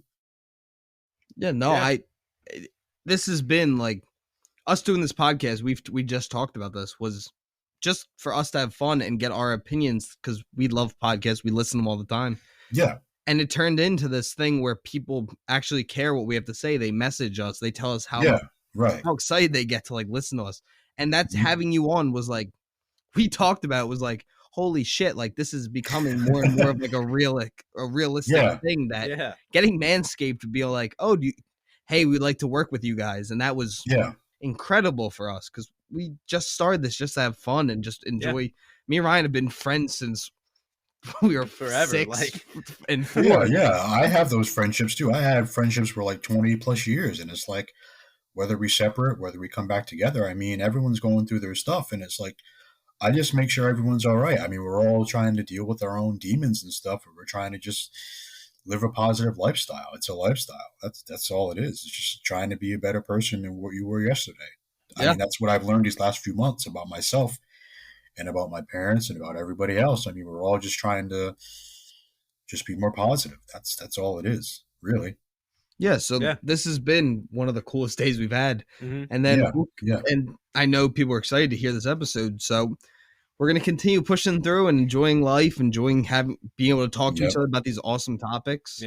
So this is actually a question I got a couple weeks ago and I found, because I wanted to really use this one. Okay. What sci-fi world would you want to live in? This question's from Nate. Star Wars. I want a lightsaber. Star Wars. I love Star Trek. But Star Wars, man, I gotta have a lightsaber. I know. I just want to be General Grievous. I just want to be a Jedi, man, and fight General Grievous with his 3-6 arms or whatever, coughing all the time. It's like, you need cough medicine, dude. I just want to bring him like a bag of Halls and be like, it's okay. Like, see if these don't fall out of your throat. See if these can work. But I think are we all I think we're all in agreement of Star Wars? Yeah, Star Wars is amazing. Rebel Moon would be interesting. I am so excited. I can't wait to see what Zach does with that. That sounds amazing. Ryan, you don't get to be excited. You hate on Zach. I don't hate on Zach Schneider. That's not what the Schneider said about our episode. Yeah, I hate on those guys. You shall not pass. But moving on, what is your favorite musical artist right now? This question's from Andrew. Ooh. I know mine. Mine's Ed Sheeran or Swaco. Swaco was a former rapper turned emo rock guy, and I love Ed Sheeran. And Ed Sheeran he's the first artist I ever bought an album for. And then Foo Fighters, because they're Foo Fighters. And but Ed Sheeran has just been every album. Superb, man. Ed Sheeran's my guy. Yeah, he's great. I think after the I gotta say the Beatles, and I know you love your cliche, Beatles, man. Yeah, the Beatles, man. That came out on Disney Plus. I mean, I went back and listened to all their albums, and they're incredible. I mean, they really are the greatest band of all time. And when you listen to them, you realize that. So I gotta say, there's a lot. Like growing up, it was like John Mayer or Justin Timberlake, NSYNC, shameless plug. Backstreet Boys. Like I listen to the boy band stuff. I don't care. I always sing that stuff. Backstreet Boys. Yes, I love that stuff. Good. Linkin Park. Since you've been gone, Chester, love Linkin Park. Maroon 5. Dude, I can literally go on. Beyonce, Rihanna, Billie Eilish. I like everyone. Like, I don't really have a favorite, but Linkin Park is probably my number one, mixed with like Nirvana, Foo Fighters, the Beatles. Something in the Way by Nirvana. Beautiful. Dude, the Batman, dude. Every time. That's our biggest episode. I don't think any of that episode ever get beat. I can literally go on forever with all the old school rock bands. Prince, Michael Jackson, like everybody. Linkin Park, and then it's just like everybody else. Like it bait and switches every single time. It's not exclusive to one. It's just so good. Yeah. Linkin Park's great. In the end was my workout. Crawling was like my infinite connection to Spider-Man 3 ever since that trailer dropped. I'm like, that's my infinite connection. But moving on from this, what is your favorite limited series of all time? This question is from Tim. Sherlock. Sherlock was fun. Isn't it a limited series? I would say it's a limited series. Yeah, Sherlock it was because they said it was gonna be a shortened show, so it was only 2. I haven't watched the newer episodes. Never got around to it. I don't know if it's only available through BBC America, but have not had the chance to see it. But yeah, Sherlock right now. That's my favorite miniseries of all time. Mine is Band of Brothers, which I think is one of the Band of Brothers, so good. The coolest thing about it is most people don't know. Most of those guys are from Pennsylvania. Yeah, and my dad, who is a veteran, my dad's too. He's a Marine. My dad. I love Marines. I'm an Army guy. I'm in the Army, and my dad was in the Army, so we always have. And my uncle's a Marine, so we have like respect all of our soldiers. I don't want anyone taking it to hate. No, I respect it. I respect everyone. I mean, it's different for everyone, different experiences. It goes back to the Captain America thing about having to make the choices you don't really want to make. But I mean, that's just the reality sometimes, And I respect all the veterans. I do. Yeah, and my dad got to interview every member of the Band of Brothers group. Oh wow! So he has that's written letters of like Dick Winters checking in on him and being like, "Hey, Matt, just want to see how you're doing." Like all the stuff. That's awesome, man. That's great. Bill Garnieri, who had his legs sadly blown off during an attack. Yeah. I met him when I was 4 years old. Yeah, and he was nothing but ever nice to me. So I have like a personal attachment to that. Plus, the show is one of the best war. Saving Private Ryan, all that stuff is so good. Yeah, because it's so realistic, and it really shows you how scary it was. Yeah, during how scary it is. The wars, man, they're freaky stuff, man. It's real stuff. But yeah, what about you? Yeah, I think I'd probably have to say Band of Brothers too, but to switch it up a little bit, go back to Get Back, the Beatles. Yeah, I mean that's a little. Okay. It is technically. I'm gonna check that out. I haven't watched that yet. Oh, he's been on my ass trying to get me to watch it. It's long, but it is. I haven't watched it. It's so good. It's one of the greatest documentaries I've ever seen. I think. Right. It's really great. I think that we all gave pretty good answers to that one. Yeah. What superhero would you like to take your chances with in a fight? This question's from Connor. Ooh. Oh, dude, I already talked about my fan casting. George Clooney's Batman. Give him to me. I'll take him. This is why Superman works alone. Oh, shit. Well, yeah. Or that when Arnold's like, the Ice Age killed the dinosaurs. No, it didn't. Yeah. No, it didn't. I love those crazy ass lines. Yeah. I don't care. That opening credits, of Elliot Goldenthal, iconic. I was watching that in the car, and I'm like, dude, these movies are cheesy as hell, but that Elliot Goldenthal theme, dude, godly. The score is very good. The sound effects when you hear the names for Batman and Robin. Oh my god! Great stuff. I love it, dude. It's cheese fest, but I love it. It's like the comics, dude. It's like the old '60s series. So great. I love the movies. I'm sorry, they're goofy, but I love Schumacher. Rest in power, man, for taking his shot. I like the chance he took. He went for it. He did. He did his thing. He tried. Despite the studio acting stupid and wanting to sell toys, I respect the hell out of him for making a movie. Yeah. But yeah. I said Syndrome from Incredibles. Oh god, you get rid of those comments. He's done. But you got to get the Ginger with an attitude. Yeah. He's done. Yeah. Yeah, I'm taking Clooney's Batman. Give him to me all day. That would be fun. I don't know who I would fight. That's a tough question. I'll order a pizza, sir. I'm gonna fight Brandon Routh, Superman. Dude, I'd probably order a pizza and probably try to fight Danny DeVito as Wolverine. See how would that work? Alex Ross drew a picture of him. I wouldn't be mad at that casting for like a movie or something. That'd be great. Now, you know what I would fight that? I'd probably fight Hercules. Either from Marvel or from Disney. That'd be fun. Yeah. Henry Cavill is Hercules. I want it. Yeah, that'd be cool. He looks just like the 90s version. Like, who was Tate Donovan, man? He was so good. He was so good as Hercules. I love that movie. I don't like when The Rock played him, but besides the point. I didn't see that. I seen some of that. That was 2014, right? Yeah, it was just odd seeing The Rock with hair. Yeah, it was so random, but I liked his look. I liked the beard. You know what's a really good Greek Gods movie, dude? Oh, yeah. Immortals. That movie kicked ass. People don't realize that Zack Snyder produced that. A lot of people forget that. Yeah, it said from the producer of 300, right? Yeah, like it says it, but then people forget, and I'm like, that's how Henry Cavill got his name in the Superman conversation. And that's how we got cast. Yeah. So we have one more fan question before we let you go, and that is, what is your favorite Marvel phase? And this question is from Oscar. Oh, that's easy. Phase 1. Yeah. Phase 1, man. I think I have to go with Phase 1 too. Mine's also Phase 1. Classic. You can't beat without Phase 1. We don't have anything in the phases. Yeah. And that's when they were the darkest and most serious, and that's when they took more risk. Yeah, they went for it. I never realized Captain America, the first Avenger, is bloody. It is gory, blooded, intense. When Captain America's on that little ship and that guy tries to attack him, the Hydra guy, and he gets sliced in half. And he throws him through the propeller. Oh my God, Joe Johnston with full Rocketeer, Indiana Jones style, with the guy's face melting off. That was insane. It was dark. I was so surprised. Great movie. The dark cinematography from Shelley Johnson. Oh my God, God tier. Very God good tier movie. Cinematography. Yeah, we don't have that without. And Haley Atwell. Had a crush on her since then. Oh, she's I'm sorry. She was so good. She was so good as Peggy Carter and as Captain Carter and What If and Multiverse of Madness. What a badass! Can't wait to see her at Mission Impossible. Oh yeah, that trailer looks great. Can't wait to see that. Fire. Yeah, facts. Yeah, that concludes our fan questions and the episode. So, Devin, we just want to both say thank you so much for coming on. We had an absolute blast talking to you. Yeah, thank you. I appreciate the invite, guys, and just keep doing what you're doing, and we'll keep doing what I'm doing a day at a time, and we'll always check in now and then to see what's going on and talk about movies and TV. Yeah, awesome. Man, do you want to plug anything before you get going? Yeah, so we'll drop a little teaser. I am in the process of doing a podcast.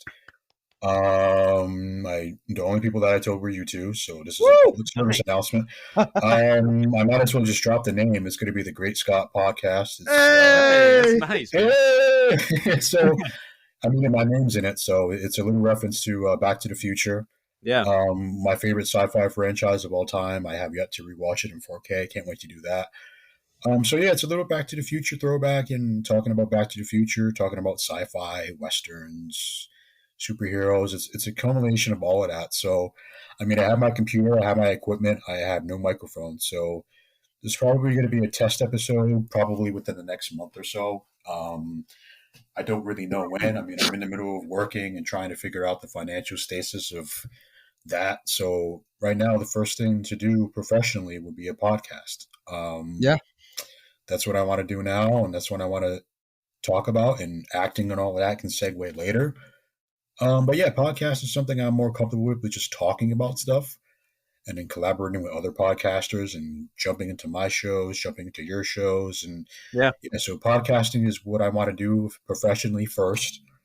And then, taking a break from doing the other stuff, because it does get taxing on the brain. And it's just, I want to focus on my fitness and personal training and all of that stuff with my personal trainer, Ben. Shout out to him, man. And just trying to collaborate with fitness and collaborate with other people and just do one thing at a time and just take it slow, So that's all I'm doing. And, I'm taking a huge break on Instagram. It is annoying right now, but yeah, this is the official announcement, podcasting. And then everything else is later. So just one thing at a time. And then that's it, man. That's just podcasting. I'll post a logo on my page and talk about that. And that's official now. So it's officially podcasting first. Awesome, man. Just wanted to announce that with you guys first and everybody else who's listening. I'm officially a podcaster. So whether I get paid or not, I'm not worried about the financial stuff. It's just something I want to do for fun. And so I'm in the process of looking at a professional microphone for clearer voice.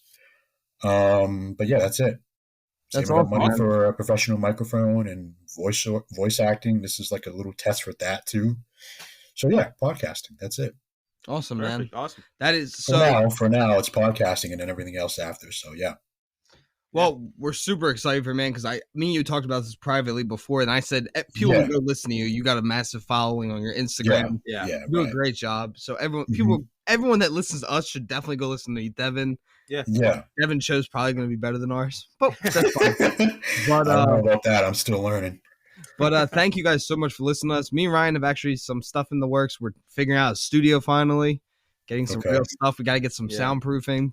But we're working to get our first studio done, which is really exciting. And thank you guys so much for the listening, our listeners, because Men, which we didn't think would do well at all, has been killing it so far on Spotify. Yeah. So thank you guys so much for listening to our show. Again, everyone go check out Devin Scott. He's one of the best Instagram influencers with film and everything like that going. We're both massive fans. I appreciate it, guys. Thank you. So appreciate the fans too. Thanks for listening since 12th grade. It means a lot. All the locals, all the new friends I made along the way from YouTube, Instagram, Facebook, Twitter, whatever. I love you guys. It means a lot. That's awesome, man. And again, everyone, thank you again for listening to our show. Ryan, is there anything you want to add before we get going? No, just thank you for coming on. Thank you for listening, and I'll see you guys later. Yeah. Thank you, guys. All right, guys. Thanks so much. We'll tune in soon, and take care.